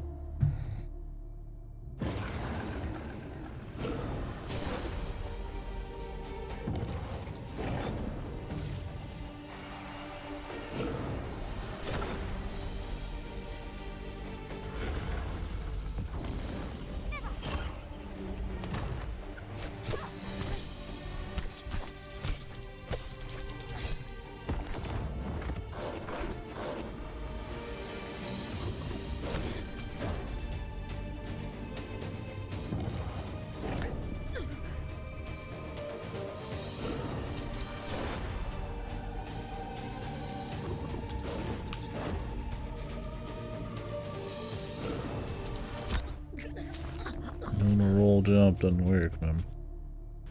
I don't know if it really matters if you touch it. There might just be the slap.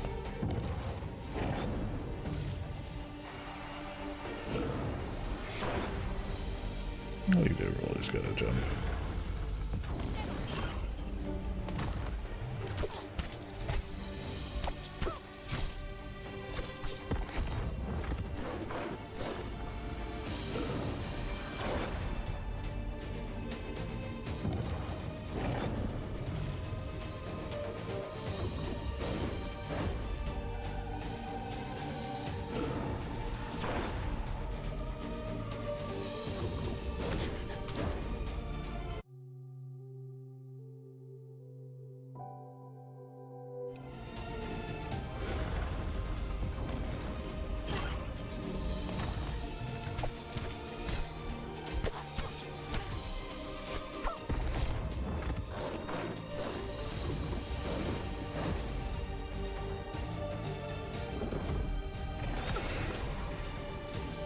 Supposed to juke it or jump it.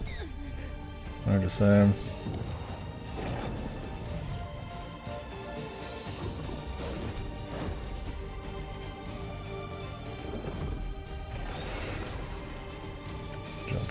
Jump and juke.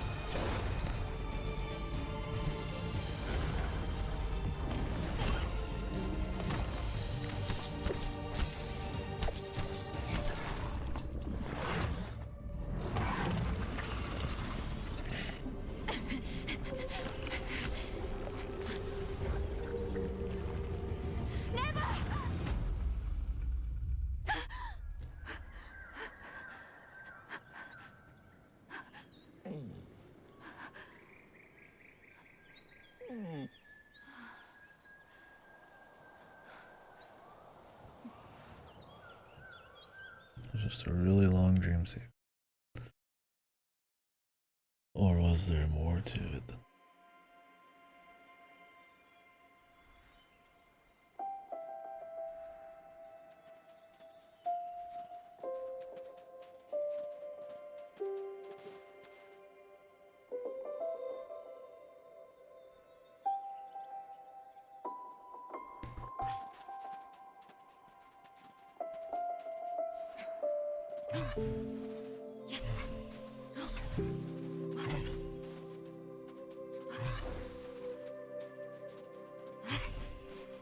Quick dog.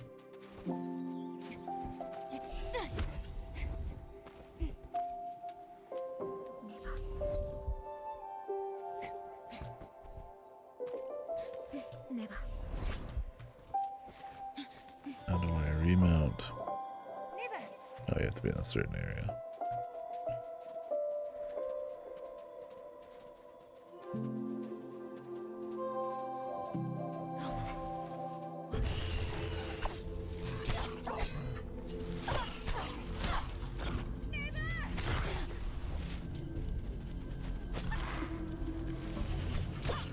I can't just get on it whenever. Shame.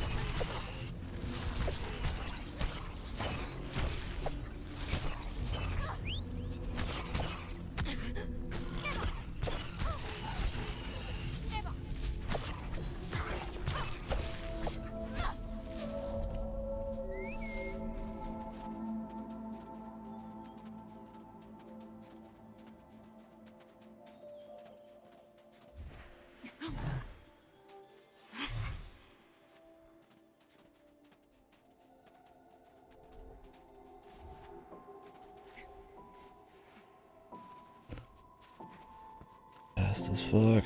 I'm going back to the jumps.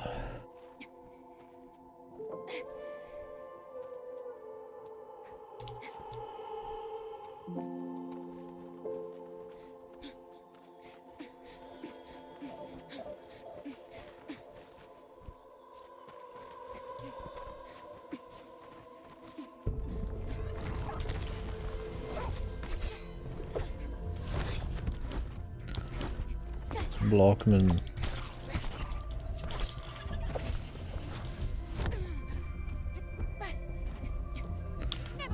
The unbeatable Blockman.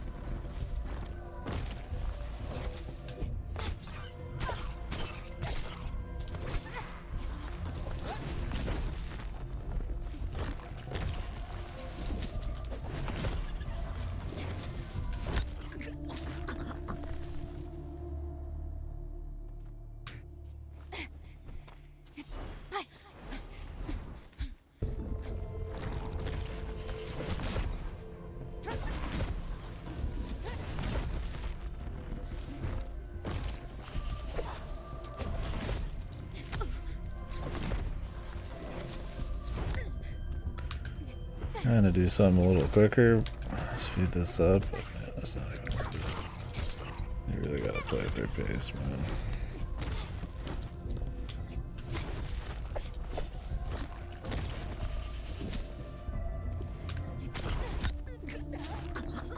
Apparently the dog doesn't do anything to that guy. Great.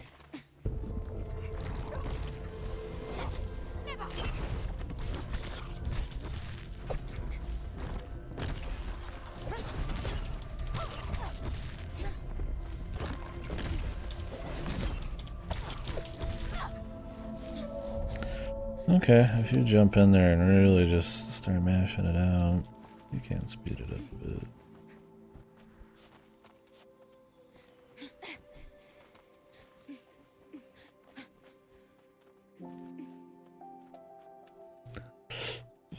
I love that they let you ride him and it's all different and fast, and they immediately give you like an extremely long slow walk.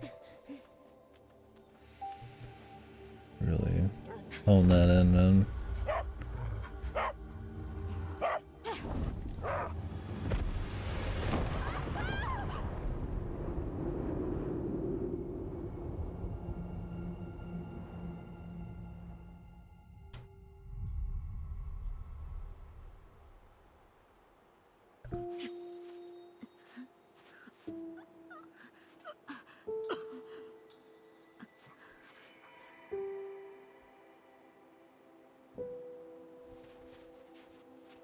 Neva.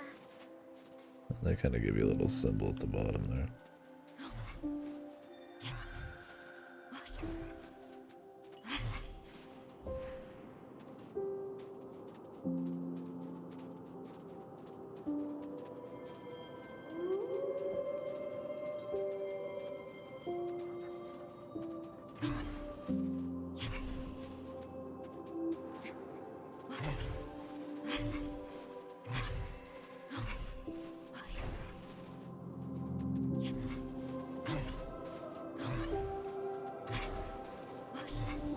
Hard Tax, was that from? Make me think of Never Ending Story, but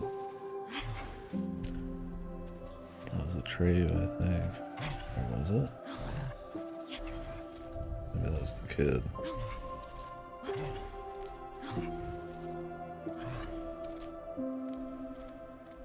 Hard Tax was in the swamp oak. That's like the childhood trauma for everyone from that age.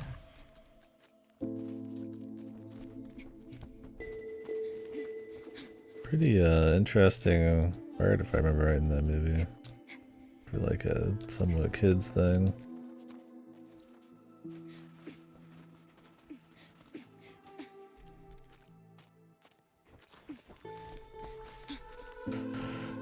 I'll watch it again. Fucking god, nowadays they'd call it an isekai. Because it was, I guess. Well, no, not really. It was him reading a story that was happening. I mean, he became a part of it, I guess. But it was like... I guess it's a second. I don't know.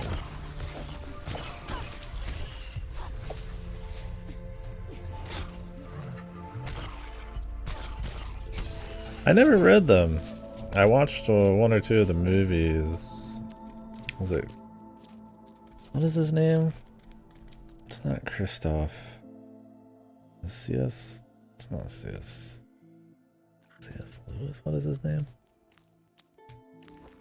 There's some comedian that has like a fucking similar name as him.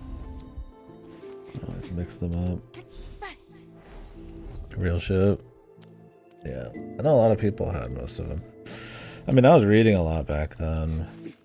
The Lemony Snickets and the Harry... I had the Harry Potters, but I didn't read them all that much. The Lord of the Rings, the Red Wall, all those like mouse ones and shit. The Cirque du Freak and all that shit. Some of those young adult ones. There was a second series the Cirque du Freak guy did, and it was fucking violent, man. Holy guacamole, dude.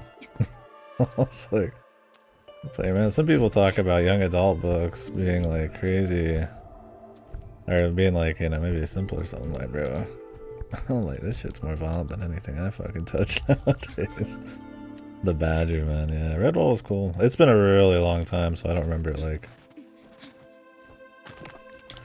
with like super clarity, but I liked it for sure.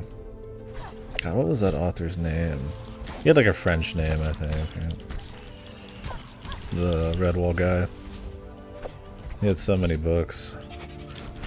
Yeah, I started getting into novels when I was in like middle school, 8th grade school type of thing. Just because my grandpa was big into like fantasy novels, so. Well, I still read some of the highlights. A lot of people did. I ended up missing like Animorphs and all that shit. I'm reading like some fucking like sex violence filled fantasy, you know, like for adults thing, but I liked it. It was cool. Only really broadened my reading horizons, I feel like. High school and beyond. Mainly beyond. I don't read as much now, but, well, I mean, I read different stuff. Visual novels and all that, but I'll be boring and try to read classics here and there, but sometimes I feel like I should just read cool shit. I need to go back to House of Leaves. Yeah, that happened with a buddy I knew in high school. He lent me some of the Wheel of Time. He lent me almost all of them. And I hadn't finished them. I only got through a couple of them. I liked it. But I haven't finished. I still talk to him a bit. I like the guy. Last time I talked to him, you know, we're kind of getting the shit about keeping up with each other over the years. I talked to him like once or twice a year, and I was like, hey man, if you want to come shoot the shit, you know, here's my stream, and I haven't heard from him since. I'm like, damn. I don't think I was trying to shield the stream. I was like, man, if you want some place to hang, man. It's like, if you want to text me every 10 years, hit me up. But that guy was a big reader. Yeah, he that was one of the few people I would talk to about books, and high school, you'd read a lot of fantasy. Not a lot of people are reading like big fantasy novels in high school. Brian Jack was, yeah. I'm French. Brian Jack is the Kevin McAllister's uneaten macaroni and cheese dinner is a shared trauma. Not from. Is that a Home Alone? I haven't watched Home Alone. The McAllisters sound familiar. I need to watch Home Alone though.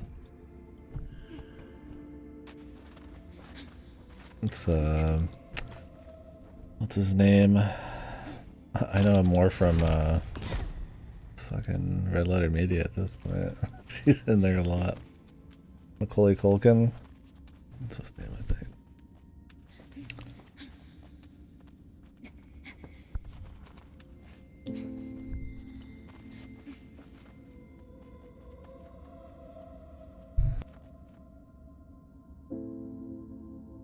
You loan them? Like you got them from like the library, or you loan them to someone? Yeah, I would lend a lot of books, like I said to that guy I was talking about. But when you end up lending some books, you know, close to the end of high school or something, you know, you lose track on that point. And then when Robert Jordan died, I was kind of like, do I really want to get through these? I've read one or two things, but the guy who took over, and pretty wordy guy, so I was like, yeah. And since then, I haven't really read many fantasy novels. I mean, I probably read enough back then to last a lifetime, so I mix it up now. I'd like to get into more horror. I mean, I do short story horror and stuff. But I mean, some people just want to read like history and shit, which is cool, but I don't know.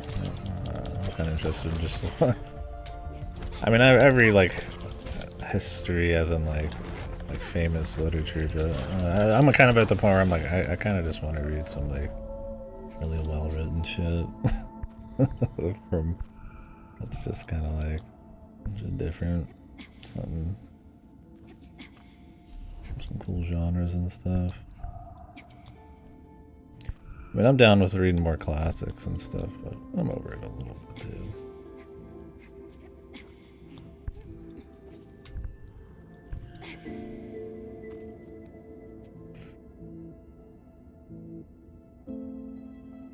Did you guys read Aragon back in the day? I think, well, how would I say, from the library? And now you got me one. You borrow from the library, rent from the library, loan from the. What would I? Now you got me wondering, because I use rent for plenty of stuff, but borrow maybe. I don't know, actually. I guess loan sounds more like a bigger deal kind of deal. The movie was fucking horrible. It honestly killed my interest in the series. Well, it didn't help that the guy didn't put out like a book for like 10 years. And then he came out with one and I'm like, dude, I'm moved on, brother. What movie? The Aragon movie? It was really bad. It was one of those bazillion young adult books turned into oops, I wonder if you could do that. Turned into like dog shit adaptation for Hollywood, right? No, it doesn't exist.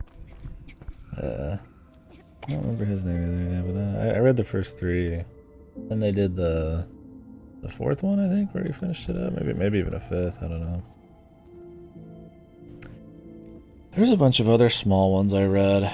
There was a series that was just like it was like I think even younger kids, like a fantasy series where each book was about like getting like a different like jewel or stone. That's where I'd even learn like what the fuck a lapis lazuli even was, right? I don't remember what the name was. It'd be a blast from the past to see it, but that could have been my first fantasy thing.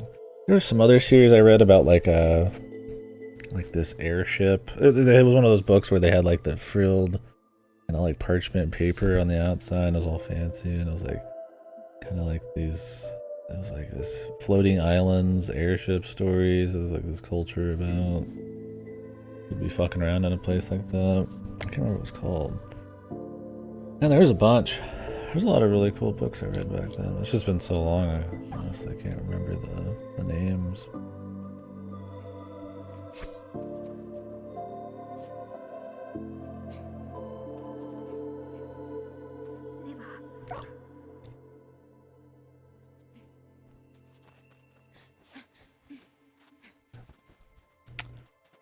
There's that a movie in recent years with fairies and kind of based on reality.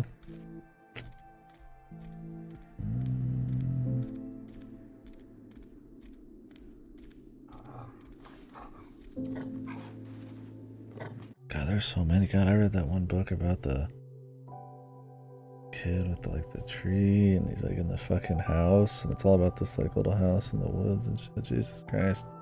I don't remember it. I'm like sitting there, remembering all these little books, or I don't remember the plots, but I remember, you know, your imagination's pretty good at making crazy places. I'm like remembering the imagery I thought up for these things based on the descriptions, and it was like shit from like 20 years ago, it feels like.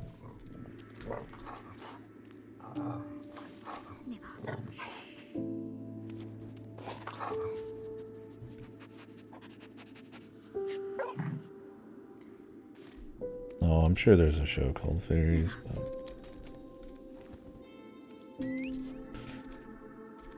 but yeah, I don't know which one you mean, Klitzu. I was big into the Shannara series when I was younger too. That's a grown-ass man fantasy thing, but I was big into that. I remember writing, I've probably told this story. I remember writing the author when I was in like junior high or something. Because we had to write the authors for some books we liked for like a class thing. Most people didn't get shit.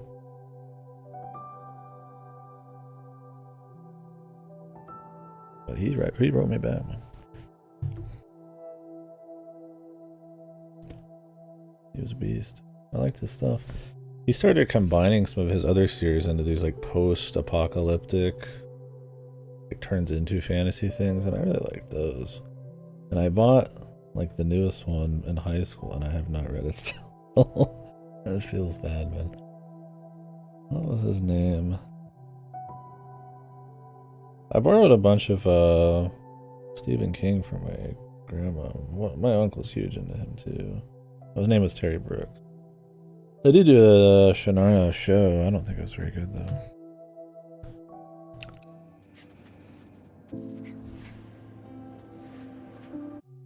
Stardust movie?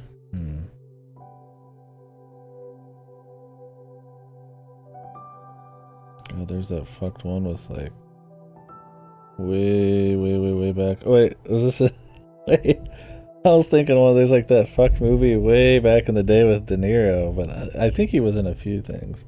This is not the one I was thinking of. De Niro was in a few like fantasy chick flick type of ones. Oh, Artemis Fowl, yeah. No, yeah. Yeah, they tried to do Artemis Fowl. Well, they did Ender's Game recently with Harrison Ford and shit. I never got an Artemis Fowl. People would like recommend it. I think I owned one of them, and I just don't know if I just wasn't in that genre at the time, or it just didn't grab me, or maybe just, you know, I was playing fucking some video games or something.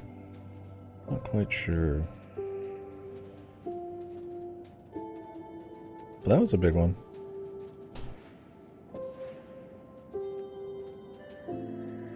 There's that series about the demigods. The people who had like Greek demigods. I didn't read that, but that was another one they did movies on. There's a bunch of like little ass ones where they did movies on shit. I mean, most fucking movies are, not most, but a lot of movies are based on books. Oh yeah. And not like Peter Pan, but like, I gotcha.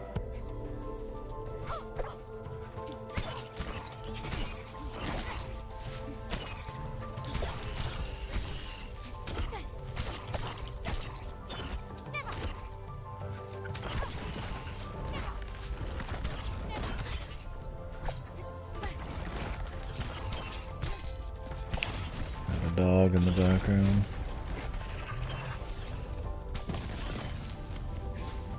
One antler missing.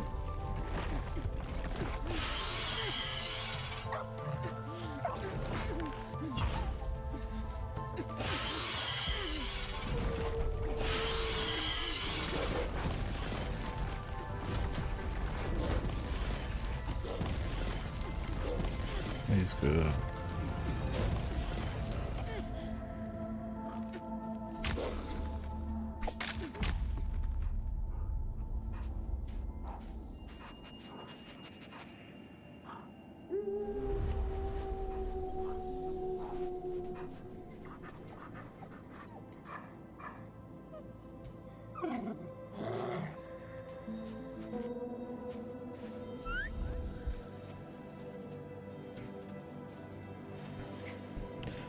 Next one, I need some shit, man.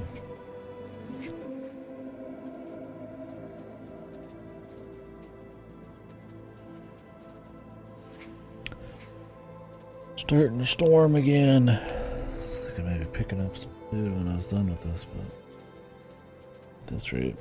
Storms have been crazy out here.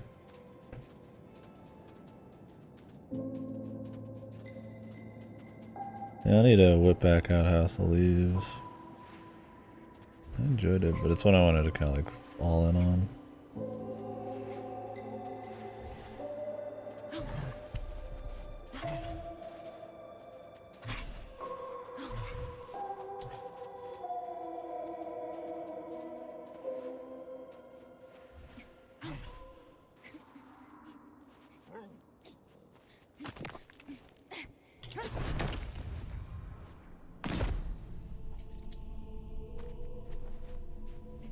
Yeah, whatever's fun.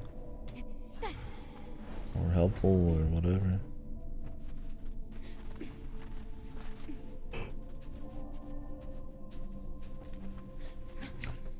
Well, I said it's good to mix up your media and shit too, but sometimes I don't practice what I preach, man. I just find watching streams to be too goddamn chill.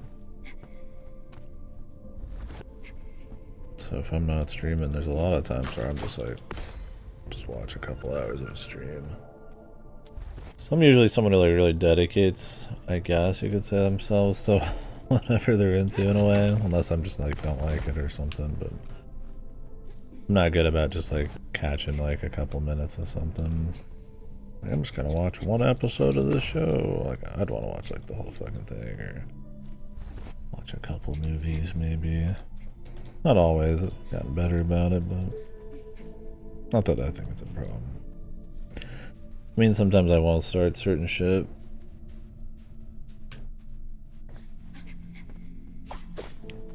The pull on streams are usually a little too great. And since I don't fit in other stuff in small ways, then I end up streaming most of the time. I've been thinking about watching some movies though.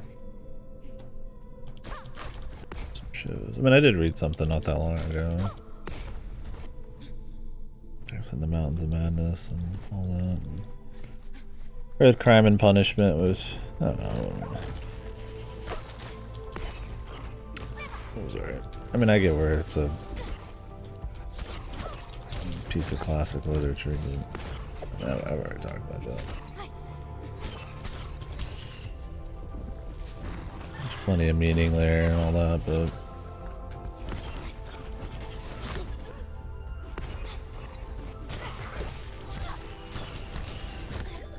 for the time, a lot to think about, especially from where it was written, but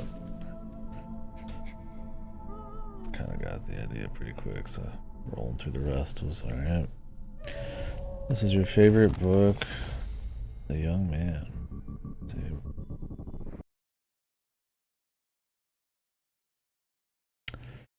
13 Lives of Captain Bluebeard. Oh man.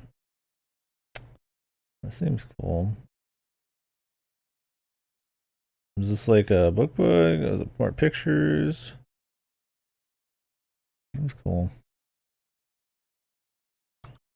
When I was super young, God, I don't remember which one I. Oh, 700 paid. Okay. I was thinking like some picture books though. I was like, God, you guys ever read the one with the caterpillar? Where it's like kind of this like more fuzzy kind of crayon drawing look to it. That was like, when I think of like a kid's book, I always think of that one, but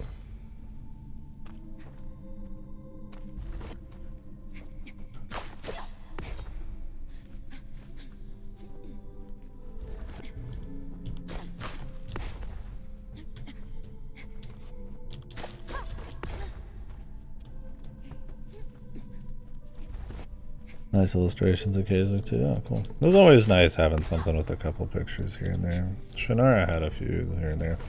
That was always like the treat, man, when you're reading like a fantasy, like a high fantasy thing, and there's like just a couple, right? You know, ooh. I remember reading Dante's Inferno in junior high into high school.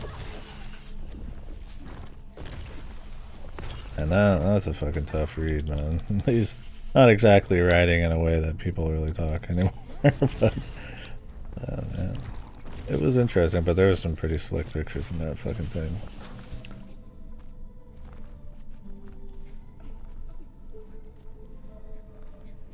In the book, looked cool walking around. He probably looked like some edgelord, but so is being a young motherfucker, dude.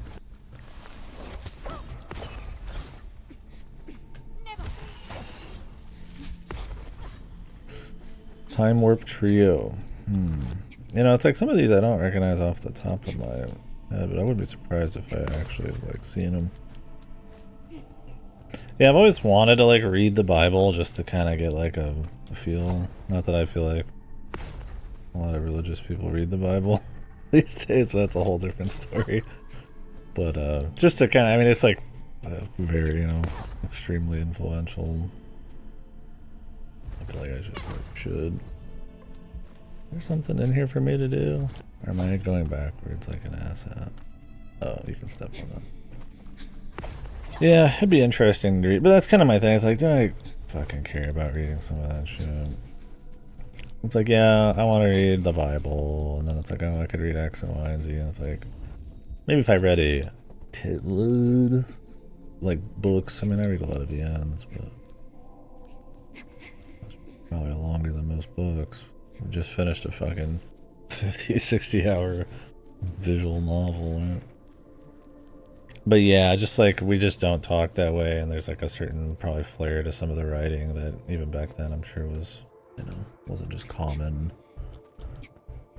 So nowadays it's like I feel like I would need like some kind of an accompaniment to like fully get the idea behind it with the right pacing and flow, right? Because I mean, you could understand what they're saying, but it might just not hit the right way, and it might take too long.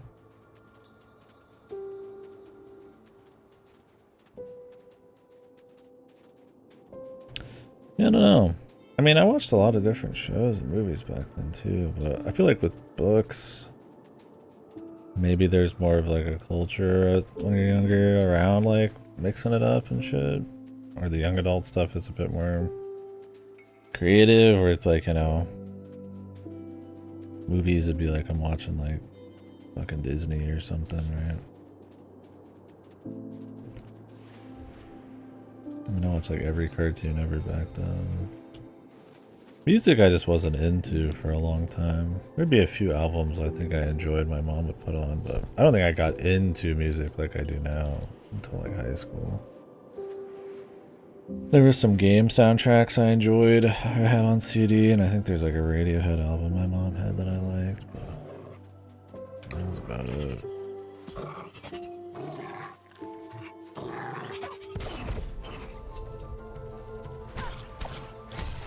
I was into some of the like more common shit like 50 Cent and Eminem and all that, which is fine, don't let me be into it. Like later on, but like the Prodigy or something, but I think only like way later. Not way later, but high school did I start really like picking my own shit out.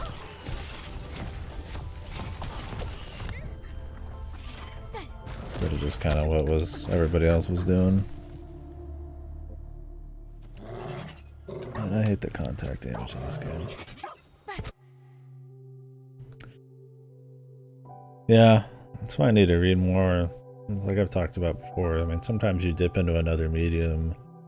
And you know, there's certain things each medium does really well that maybe could be lacking in others, or just a different way that it expresses shit. Maybe not a better than worse or worse thing, but you know, I'll watch a movie and it'll be so incredibly nuanced, and the acting and like the pace is just so tight because of the format. It'll be interesting playing like a game after that where it's way different, usually way looser, and you know, maybe different focuses, and yeah, you look at it in a different light, either negative or you maybe appreciate some of the, you know, interactive positives and stuff. And I feel like if you don't dip into that, you kind of miss out a little there. I mean, a lot of people would say you need to like create shit to really kind of get into that vibe, but I don't know. That's a different kind of understanding. I guess I'm talking more about emotional resonance and shit then. Purely design. Dude, the fucking contact damage is so annoying in this game. But yeah, for sure. I think there's something in books, you know, about it being like, you know, you have to do a lot of heavy lifting with your imagination shit. And it's like maybe some people have a weak imagination, I guess you could say. You can't imagine the apple or whatever. Where it's like, maybe they can't make like really strong, or have like bad reading comprehension, or they can't really make like super strong. This game's too fucking loud.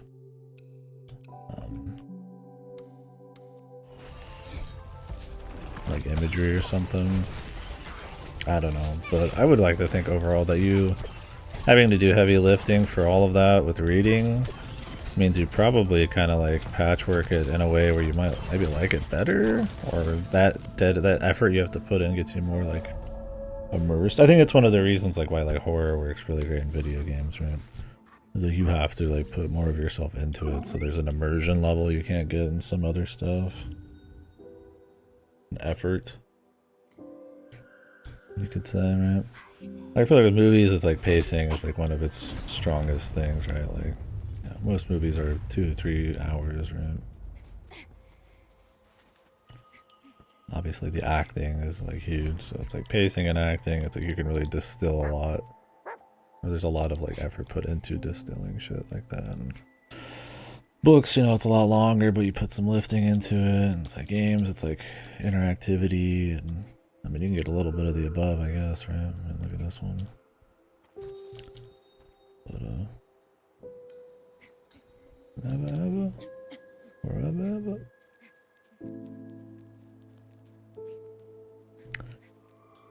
I guess what a lot of you can simply get from reading, yeah.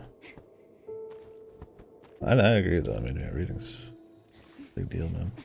Even then, it's like with VNs and stuff. I think that's different. I mean, that's a different vibe than just like. That's why I consider VNs just kind of their own little medium, right? It's a different vibe than just pure reading, right? There's also stuff like how many of your senses are being kind of played with and shit, and how focused you are and all that. Like with a book, I'd like to think usually you're like in a bit more of like a... There's like a different kind of environment than like when you're watching a movie or playing a game or something. Maybe that has something to do with it too. Who knows? It's cool. There's too many ways people can express themselves to just stick into one, man. I mean, you only got so much time, so I mean, you're not gonna like get everything, but good to mix it up for sure. I need to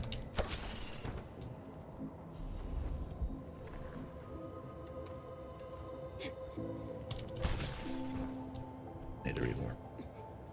I like force myself some days.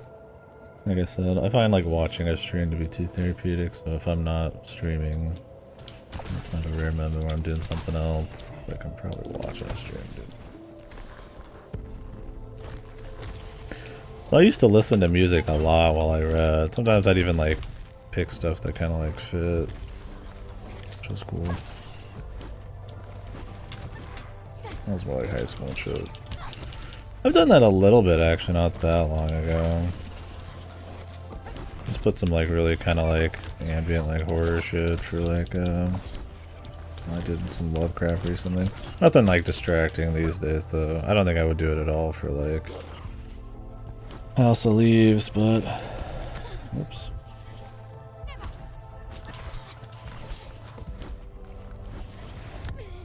Yeah.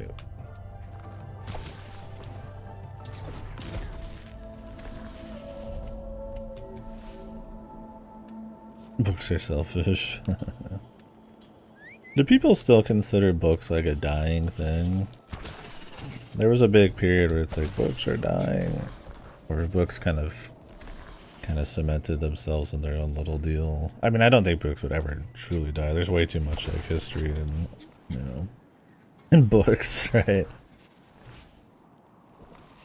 But and then yeah, I think they've kind of moved to physical too. But I mean, I do think for sure it's kind of like how movies probably aren't as big as they used to be because shows exist and video games exist. In a way, if you're getting into books for entertainment value, it's like there's more competition now. I mean, even stuff like just social media and scrolling can be enough nowadays, right? It's a problem I think all mediums have when it comes to like dominance or getting eyes on shit. I mean, there's more people now, but yeah, access to all of that too. Like, I feel like back in the day, it's like, you're watching 2 or 3 movies because that's probably all that was fucking out wherever you existed. Nowadays, it's like you can pick from anything. Same goes for pretty much any medium. I think for me, I bet there is quite a bit less interest in reading these days, but I feel like, and this is totally just vibes, but one, I think the history is too big a deal for it to ever truly disappear, but I think it's kind of cemented itself as its thing, right? But I do remember a lot of people were being like, oh, books are gonna, it's over or something. Like, I don't think so. I mean, bookstores, most of them are, a lot of them are more dead and shit, but I think it's more like we were talking about movies. Where it's like they just kind of have to take their seat in a way.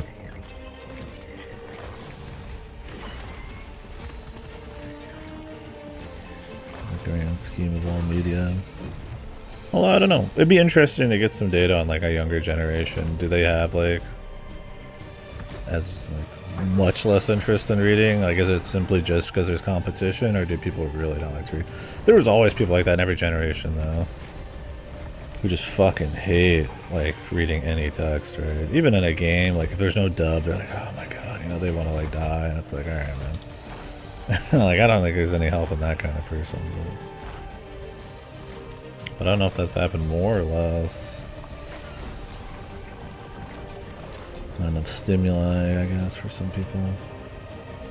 I do think that, yeah,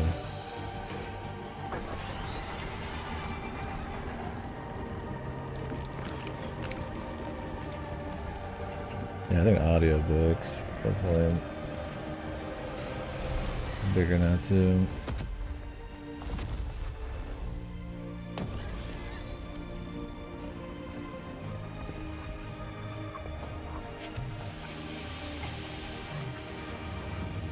That's the thing too about books, is like it's easy for one person to like express themselves with it.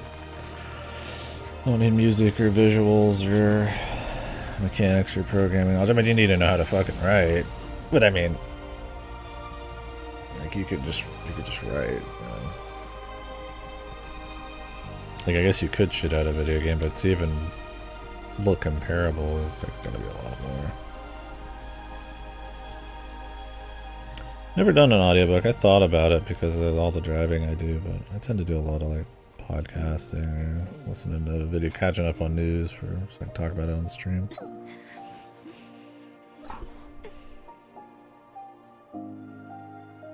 Oh yeah, I would read Dune or listen to Dune, but I've already watched the movies, so I was like, eh.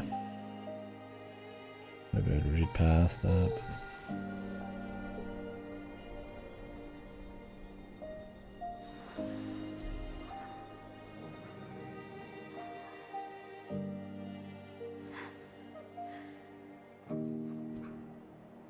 Oh, she can't go with him.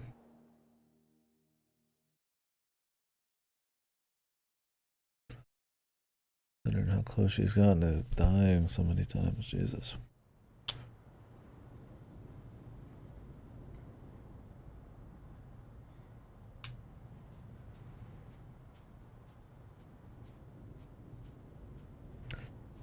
But I do think that, you know,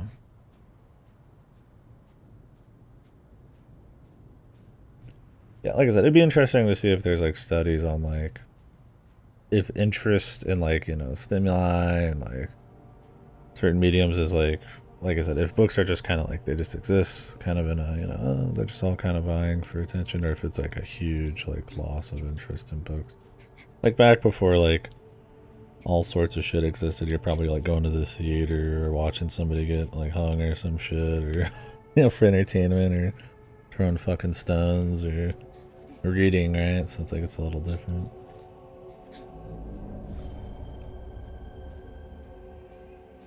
Who knows? Mixed on AI. On one hand, the corpos are going to use it to rip off artists and make the maximum possible. On the other hand, allows a single person to make a single brand concept. Maybe, yeah. I don't know. I mean, I agree. I mean, as in a way. I mean, I think as we go, having more powerful tools does let you kind of, you know, like if you could just put your dream, you know, mind to like paper somehow. I mean, I'm sure a lot of people would, but I don't know, that process, the fight of getting your brain or, you know, onto that medium you choose, or even like, thing is, like, I feel like that process is how a lot of it's probably hashed out too. I mean, appreciating the skill, the deftness of like, you know, how effectively they put all that, you know, out there and how it makes you feel and shit.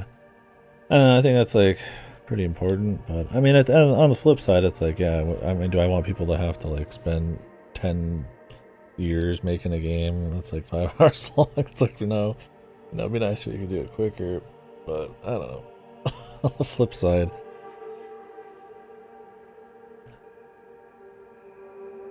there's a lot of stuff already, and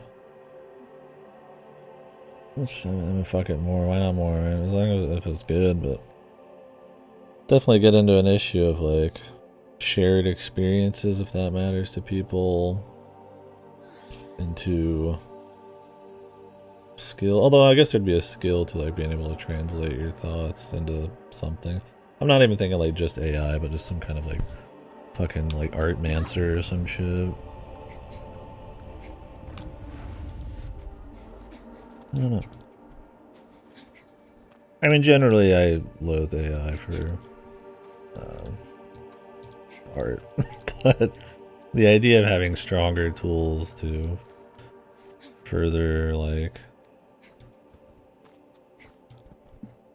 help expression get better or allow people to be more freely able to do that,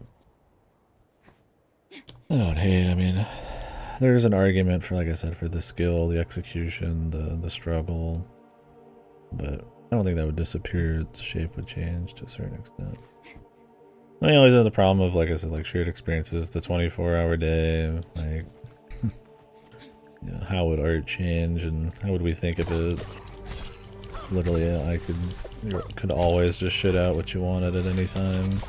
And I mean, to a certain extent, that's kind of already how it is compared to how it was back in the day, right? I mean, how many people were out there like making like crazy amounts of art? Now it's like you can be an indie game person, writing your own books because you know how to write and read, right? You know?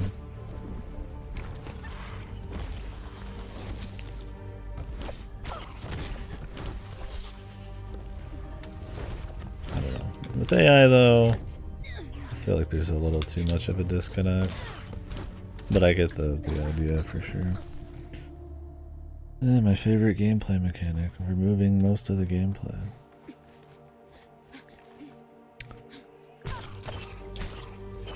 see how long this lasts.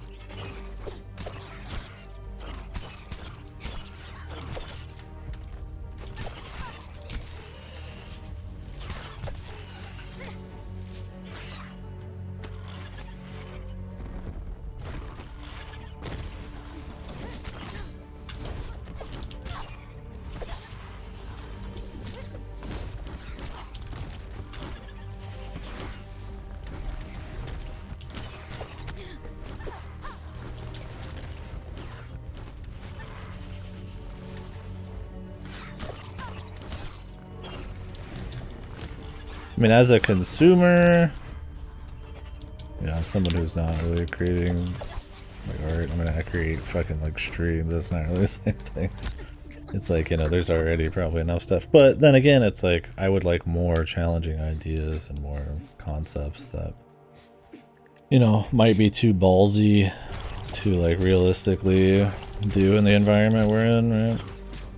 Without someone with obscene dedication and skill. I mean, there's something to be said about like restrictions fostering creativity and all that, but there's also, I feel like, something to be said about, you know, even being able to like pull off certain ideas because of economics or skill levels and stuff too. So I think that's like the perfect dream of something like AI, but I don't think that's the form of it at all. And yeah, I think the cynical part of it would always end up way worse than the little beautiful dream of making art better somehow.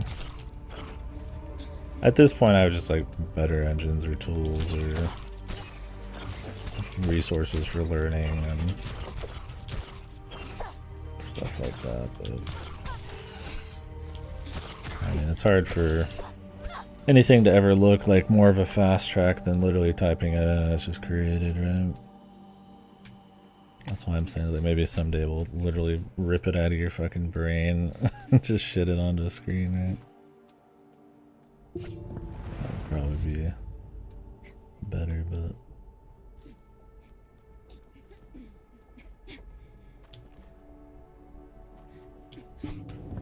cut the middleman, right? Oops. I like the way horse is walking. Alright, Les, how'd you like this one, buddy? If you're still here. People generally liked this one, right? Didn't it get pretty good reception?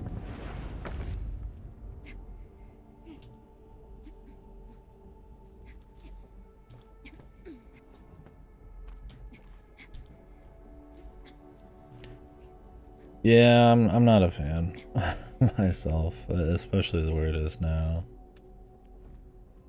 I'm not like so against AI and like theory that like there's no place for it or something, but I think there's a slippery slope. I think there's where it is now, cynically, corporations and shit, what it really is, the form it's gonna take, and if it's at the point it needs to be to really even be useful as an art tool. It's just kind of like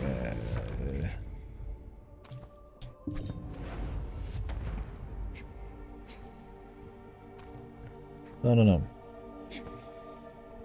I think I err on the side of not being a fan with art and creative shit.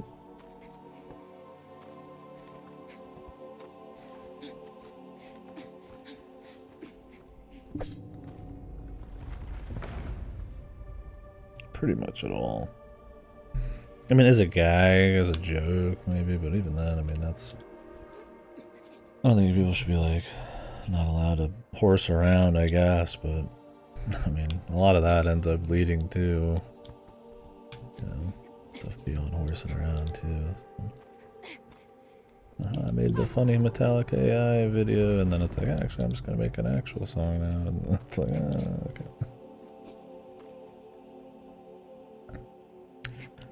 Yeah, I've heard that a bit. I don't know much about it, but it's just something I see echoed here and there.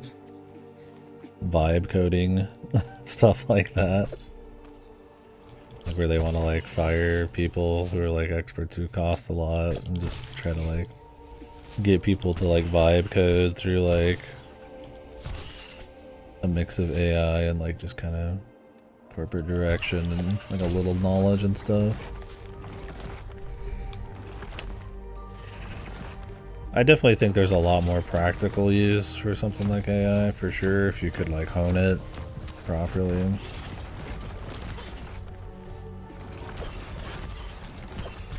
If it was just like a smart way to essentially do a Google search, right? Well, I mean, whatever. I see the value, but yeah, it's echo chambers of it feeding off of itself, where it's getting its info, if the info's even right, censorship, control people have over these things. I mean, I guess that's censorship, right? And if you lose any like reliance on it, right? Like, is it just like a teaching tool, or is it like we're actually losing, like, we're gonna be in a situation where it's like nobody knows how anything's made or how it was ever made, right? I mean, that's like some fucking, you know, cyberpunk goofy bullshit, but I mean,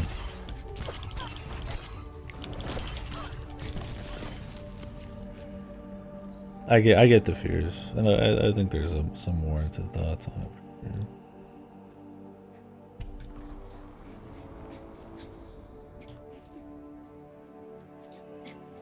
Yeah, because I mean, yeah, that's true to a certain extent. It's like a lot of people have, you know, they make a piece of software, but they don't know how anything works under the hood, or, you know, like an engine, right?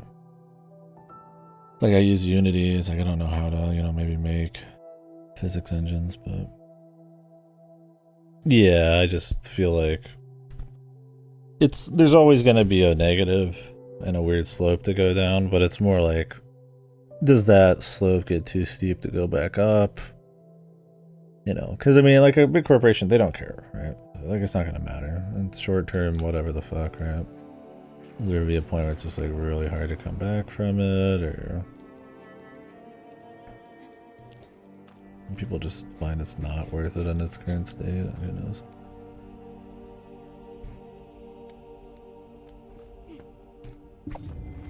That expertise would suck, I imagine. Yeah. I don't know. I don't know enough about it, so I just kind of relate it always back to kind of general.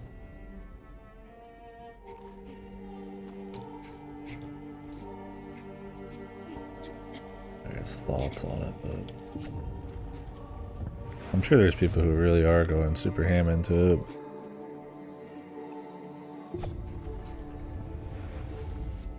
Because it's such a huge deal right now. Not just as like a direction for people or something, but I mean, like, economically, man, some of these companies are like tied up in it, like Nvidia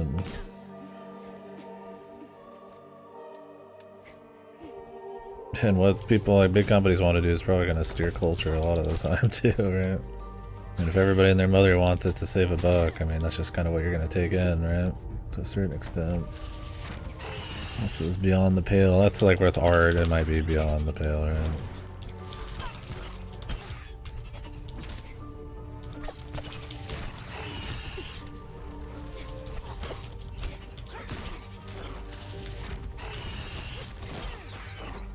No. I don't really have like an advanced thought on it all. I don't like it for art, and I think there's a slippery slope, but, you know, technically a potential for it in other ways. I don't want to just be like some ignorant guys. Oh, you just hate it all, right? Things should always stay the same. I don't think that at all, right? I think like artificial intelligence, or actual artificial intelligence, is something I've always thought was really interesting, but yeah, the form it is now is maybe a little different.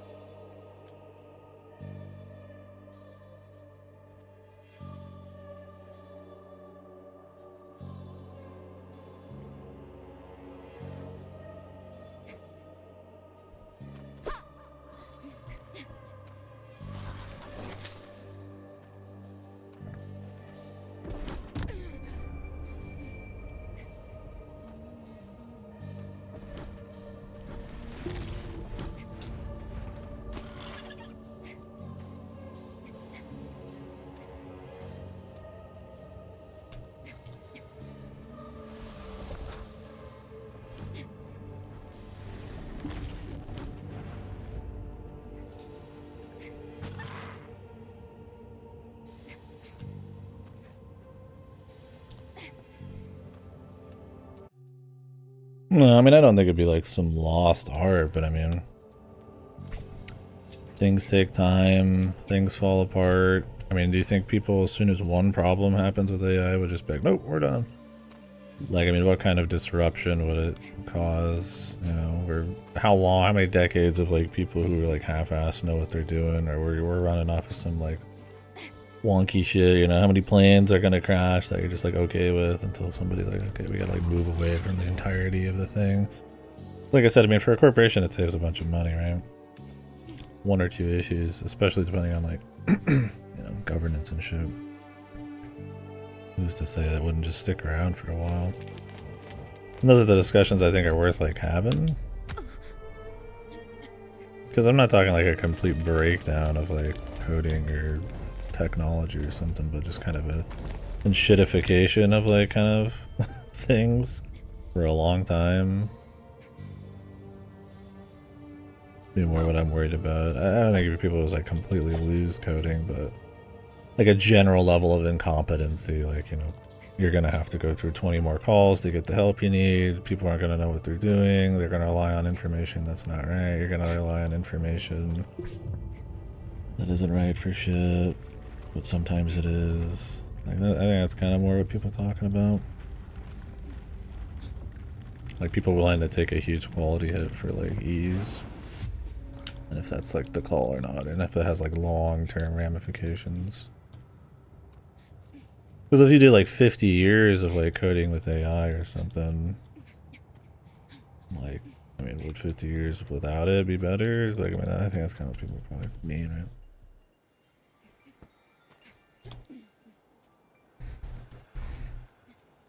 Like, where would we be at, or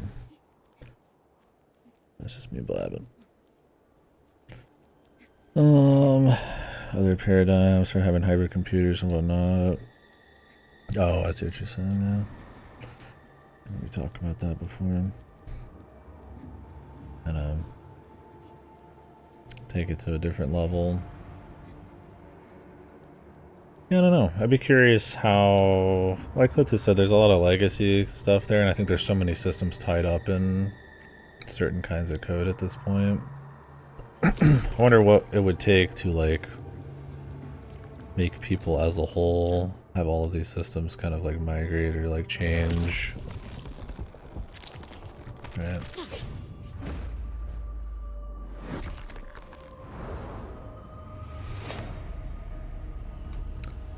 I mean, I guess it'd be a slow process or something, but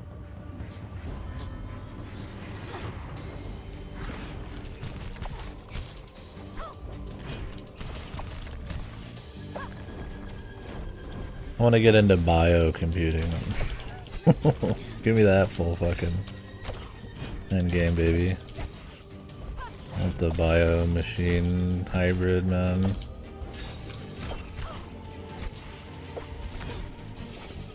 Like in that one fucking Zachtronics game.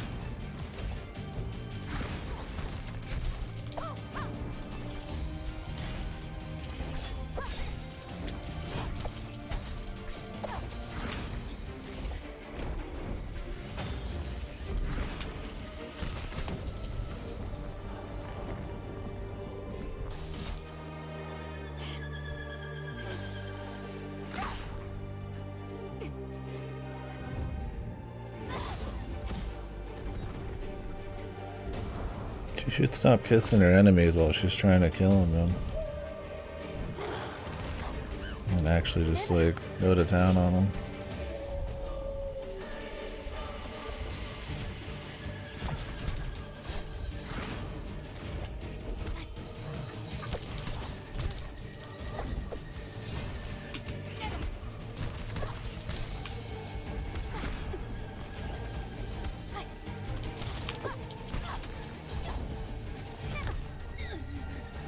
takes too long to get up.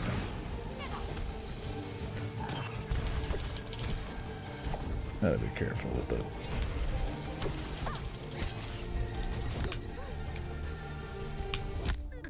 What the? Oh, the fucking contact damage in this game is atrocious.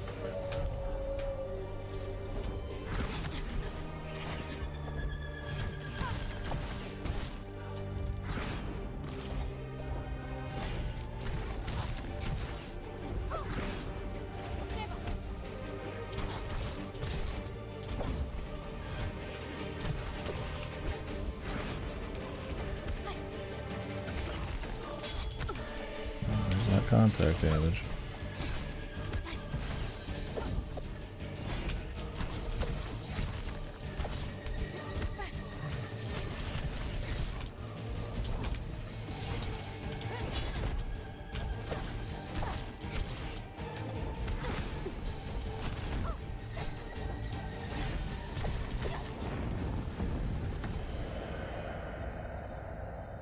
Not yet.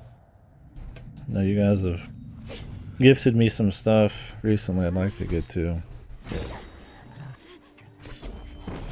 Just haven't gotten to it yet. I mean, contact damage can be fine, but without the right kind of spacing tools and animations and stuff, it's like, it can be kind of just annoying, right?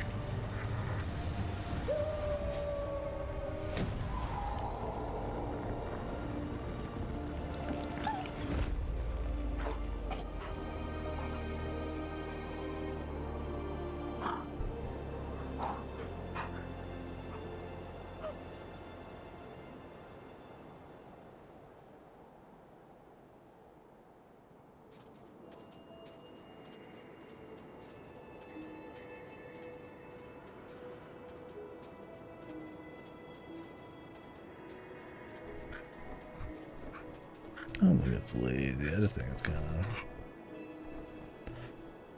be a slippery slope. Kind of depends on the systems, I guess. A little knowing this for how aggressive some of the enemies are. Not necessary. Shit.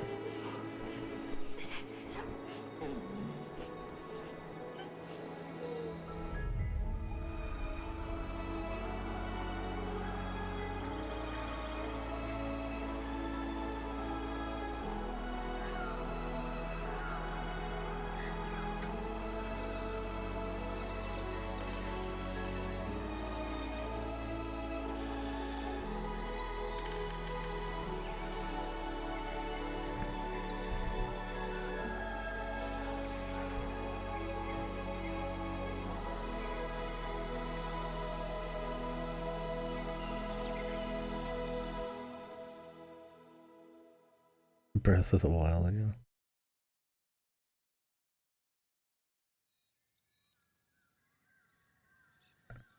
It's still going.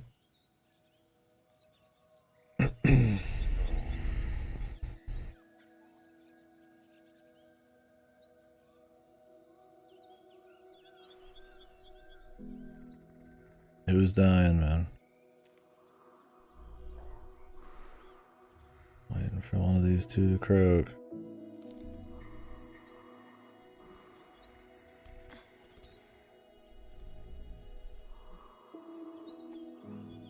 Broma. Upper.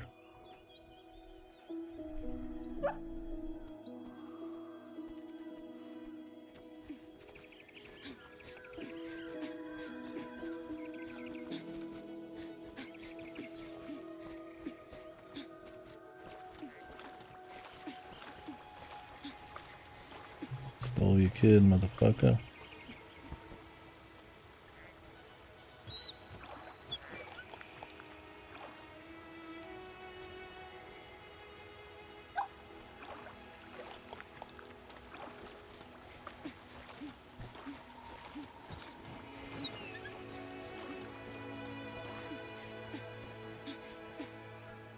Broma.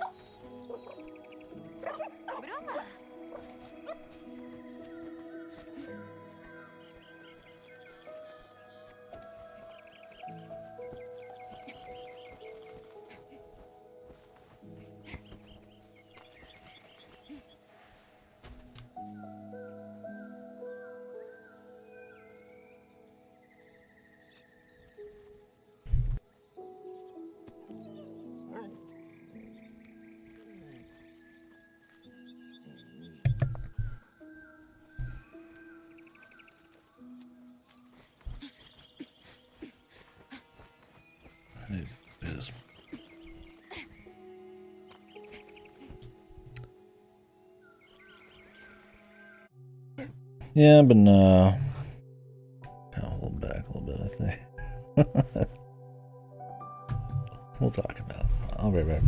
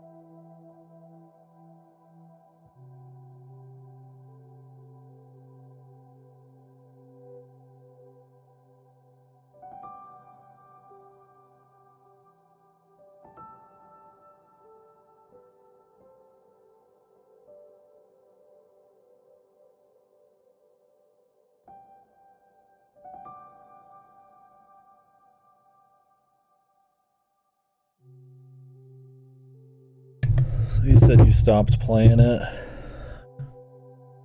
Not because it was shit, but you just kind of stopped. Maybe read your comment. We were in the weeds on so much other shit, I kind of let it drop. Before I going off on a tangent or something.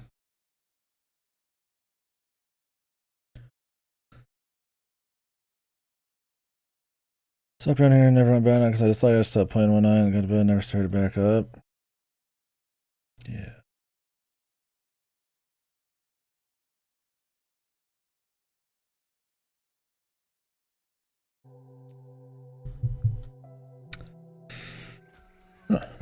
We'll see. I don't know how much is left. But...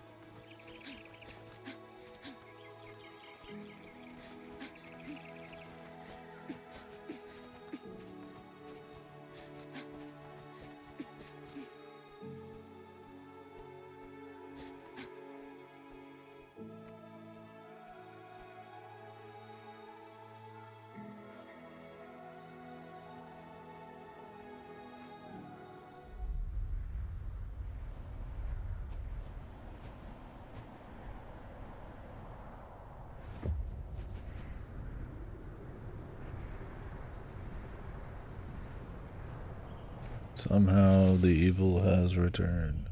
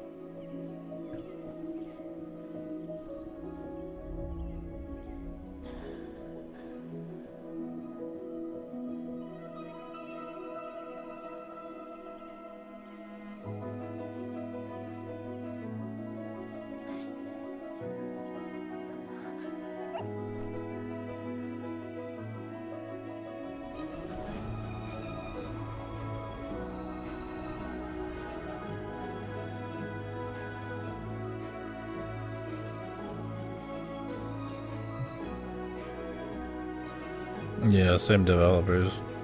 I mean, I don't know if they're connected. I didn't think they were, but I wouldn't know anyways.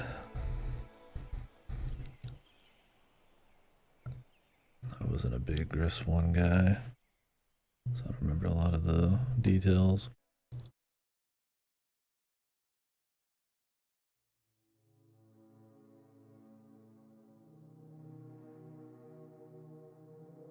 Hmm.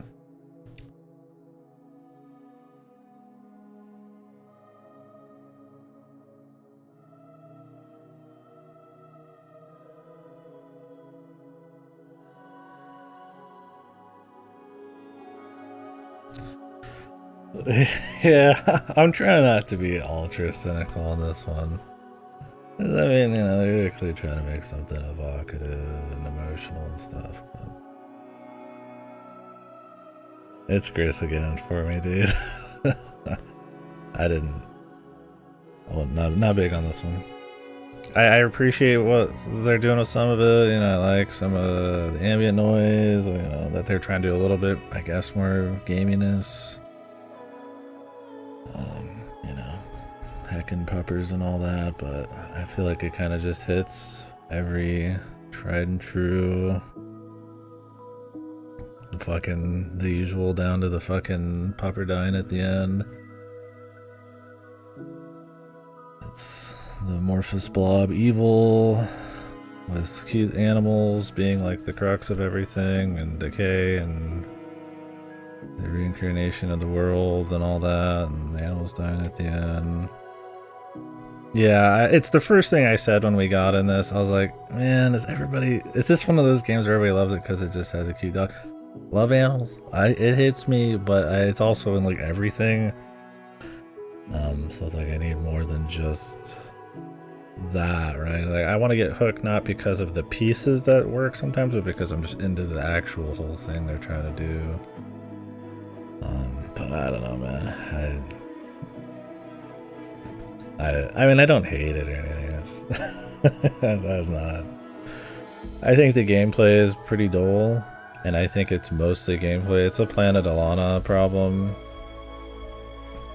where it's like a lot of just very basic, dry, unending kind of sequences of like very simple platforming or fighting, and it's like some of the fights can be kind of cool to learn. Sometimes they're just kind of there, and so when most of the emotion I feel like is this like fight for survival or this like kind of rush, you know, against this evil and all that, when so much of it feels so dull or like simple or repetitive, it's like I feel like that feeling is just like lesson super hard, man. Like, and it's like that's most of it. It's like the idea of like the time skip and you're growing up with this thing, and then the sacrifice. I mean, it's a tale as old as time, especially with indies, especially with small animals. I have to have played just dozens and dozens just that kind of do that. And I mean, you know, you put your own spin. It's okay to do something that other people have done, but it's like I just don't think that was there for me. I mean, there were some nice looking environments for sure, but like I don't know, the big epic sweeping music, the Latin choir. I feel like some of it feels like unearned. That's kind of what I was thinking through a lot of it. Like it's all very epic and very emotional, but it's like they're like very like purposefully trying to like tug those. I feel like I'm not like really like into this world, into the plight. I mean, on like a basic empathy level, sure, but it's like I mean they want more than that, right? Like it's like yeah, you want the cute, nice people to make it, and the evil thing to not make it, right? I mean, it's like okay, of course, of course, sacrifice means something. I don't know, man. I like executed well. I that still gets me, but I don't know. I don't say not beyond it, but it's like when it's accented. I won't even say accented. When the foundation is just very whatever gameplay to kind of deliver me like kind of a typical string pull kind of moments. It's just like I don't know, man. Like I'm not. Like it was pretty dry, like running through these environments. I mean, some of them look cool, like the underworld thing. There's probably something to think about here and there. There's a couple little side things, but emotion slop. it almost is, right? And I feel so bad always saying something like that about these types of games because I want people to make the art they want to make. I throwing the emotion out there, and it's not just shooting Space Marines in the face or something, which is fine too. It's like, you know, I'm all for it, but it's like, it's not a novel concept anymore. And it's not like this is like poorly executed, but it's like, it really is just like, it's the usual plot points. It's not very inventive gameplay. And I feel like the big hooks should be like the world and the story, but it's just cute dog grows up and dies. I was either gonna be her or it. There's no doubt in my fucking mind for a second. And it's like I said, I mean, it's fine doing the same thing. I don't want to say like nothing should be like afraid to like do a classic like hero story or something, but I don't know. When like 90% of it is like just dry gameplay and everything else feels like a cheap pull. Not even super cheap, but kind of a cheap pull to motion. I don't know. I don't think this one's like pretentious. Gris almost felt fucking pretentious, but I wouldn't say so far that this one's like that. This one can feel maybe a little cheap in a way, but I don't even think that's fair, because that's like such a cynical, mean way of like looking at it. Like, the game has like heart and shit, but it didn't hit for me. And these games, there's a lot to do, so it's not even a matter of not liking this kind of thing. I mean, it had more of an interesting, I guess, emotional through line than like Planet Alana, but it's a very similar story, right? It's like, it's just, there's way too much dry gameplay almost to justify its own existence, when I almost would prefer like not just a walking sim or something. I mean, maybe gameplay, I don't know, just like some more of like a hook, something just different. It's hard to say. Ghost Leote to kill the dog at the end? Yeah, maybe. Yeah. I don't know.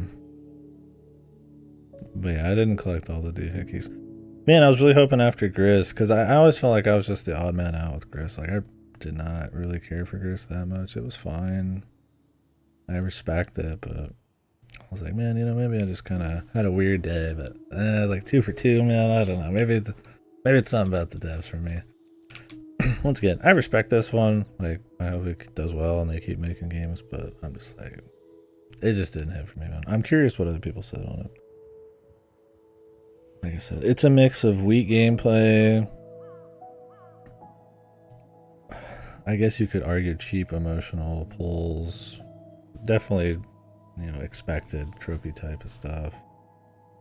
But without something unique enough to it, something gripping enough, and execution I really liked enough to like get over those humps. Because none of those are bad. Even like weak gameplay, it can be fine, right? I mean, I would definitely say reinventing it to be something a little different would probably be more interesting than just like a generic action platformer, but or at least pacing it different. But I mean, Jesus, it was 3 hours long, so I mean, at that point you're pretty much just making a fucking short. But I mean, you know, different gameplay, different areas. I don't know.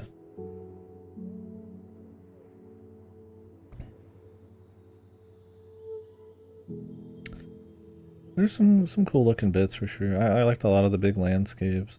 I like some of the I don't know if you call it diegetic, kind of the nature sounds and stuff. I like that. The soundtrack I feel like was a little under at times. I don't know, like just big sweeping epic stuff. If I'm really into it, I'm really into it. Like if they really get you with it. But if it's just that and it's like really, it feels like a hollow kind of thing, it turns me off even more. Like I'm running from the crazy thing, and it's like I'm just like, but I don't feel anything about the world, and it feels like I've seen it a million times. It's like, it's like a bigger turnoff for me. That makes sense.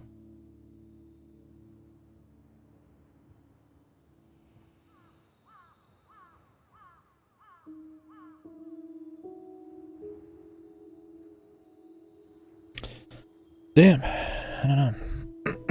I was trying to hold back. Like I was kind of cynical from the start, but like, you know, I was trying to not do that. You know, kind can't hold on all that kind of criticism until the end. I was like, it kind of held through for me. It's one of those weird ones where it's like, you try to criticize something, but the puppy died. How can you say you didn't like it or something? It's like that has nothing to do with that, right? like that would be such a bullshit argument against having a problem with this, but you do kind of feel that a little bit. That's why it's like, I do respect it. I like the heart of it, but it just didn't work for me. Yeah.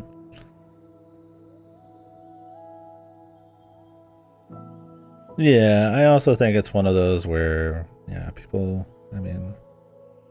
I have a great affinity for dogs and for animals and stuff, the innocence and all that, for self-sacrifice, for loss, all that stuff. It's not a lack of like empathy or something, but I do feel like sometimes those things with a big ending is enough for people to kind of just that's all that matters. I've seen it in so many fucking games, especially the art indie games. I'll play some that are great all the way through, but then I'll play some that are just like just the ending. And I think some people just forget about the first fucking 2.5 hours or something. This one's too short to totally have that happen, but like, I don't know. The ending didn't do that much for me, but it's like maybe a lot of people just really get off on the ending. I think for probably the kind of crowd they're aiming for here, the game definitely had more challenge than I expected. But at the same time, it was also really unengaging and not super interesting. It was kind of weird. It's like a lot of the platforming could be kind of tricky, but it was like working with a very simple set of mechanics. And I don't think it was inventive enough with level design to take a simple set of mechanics and action stuff to really make something like engaging with it. It was just like, how can we test you a little bit more than usual with that? How long? I started it like 10 minutes into the stream, so it was about 3 hours and 10, 20 minutes. I grabbed a few side things, not everything, and I was spamming roll the whole time, so. Whatever. The length doesn't matter. It's how you feel from it all.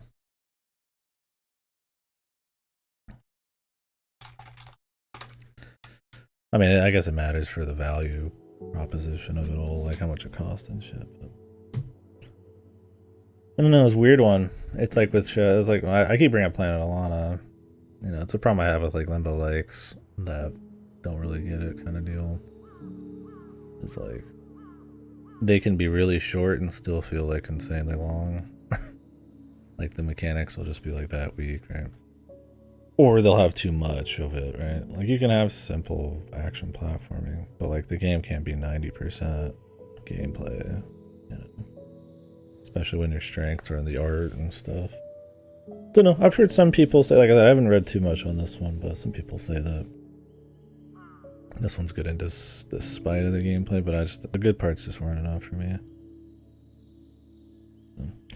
Anyways, I don't hate it or nothing like that, but and I guess I would play another one by these devs, but somehow 2 for 2 on these guys. I don't know. Anyways, good luck to them on all that, and hopefully they get to do more for sure. You get like a different ending. Maybe if you do the specialty super duper stuff. I almost thought they were gonna bring that's the ultimate cheap thing, is to have somebody die and then not have the nuts to keep them dead. They just come back 5 seconds later, so you got a quick emotional pull, and then you get the next emotional pull of them coming back. That shit pisses me off. Maybe if it's like a side thing.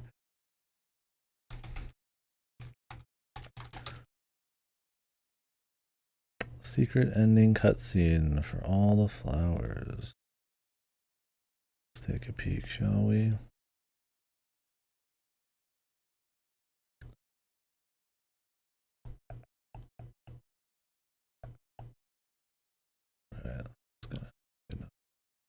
waiting for this to be like a fucking like horse cock to pop up.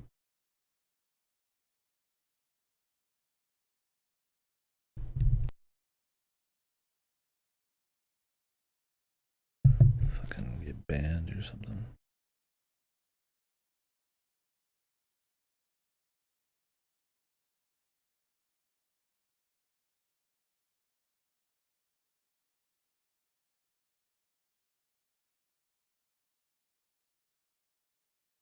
So what is this? You just get a bonus ending before that happens.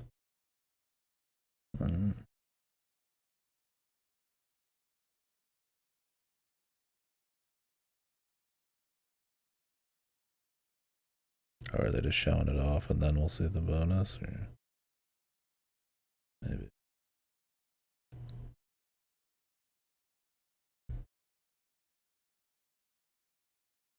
Is this a different pupper?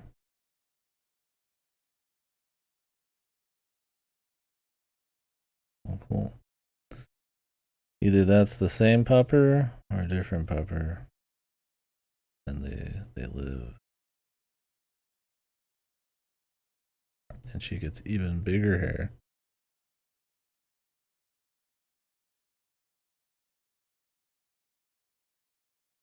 Yeah, cool. I think it actually still died. Because at that point it would have the scar. I think maybe the idea is I think somebody even just said this, yeah, the butterfly flying around is supposed to be the Neva itself. Anyways, it's just like a happier ending. Oh, that's cute. Anyways, yeah. I don't know. It had its moments. Till the next one. Alright guys. Well, thanks for hanging. I'm gonna go ahead and grab a little food, maybe a quick store run, and then probably got a big day of work tomorrow. I'm not gonna like push it too much tonight, but I'll probably come back and do some more blueprints. So thanks for the chit chat. Honestly, I feel like I was chatting less about the game for most of it, but the gameplay was so whatever. That doesn't bother me at all. I mean, it never does, but I'm sure if somebody's really all in on the Neva, like me talking about AI for an hour is probably, yeah, not giving the game its dues, but I mean, played enough games, it's not a problem. Anyways, guys, I will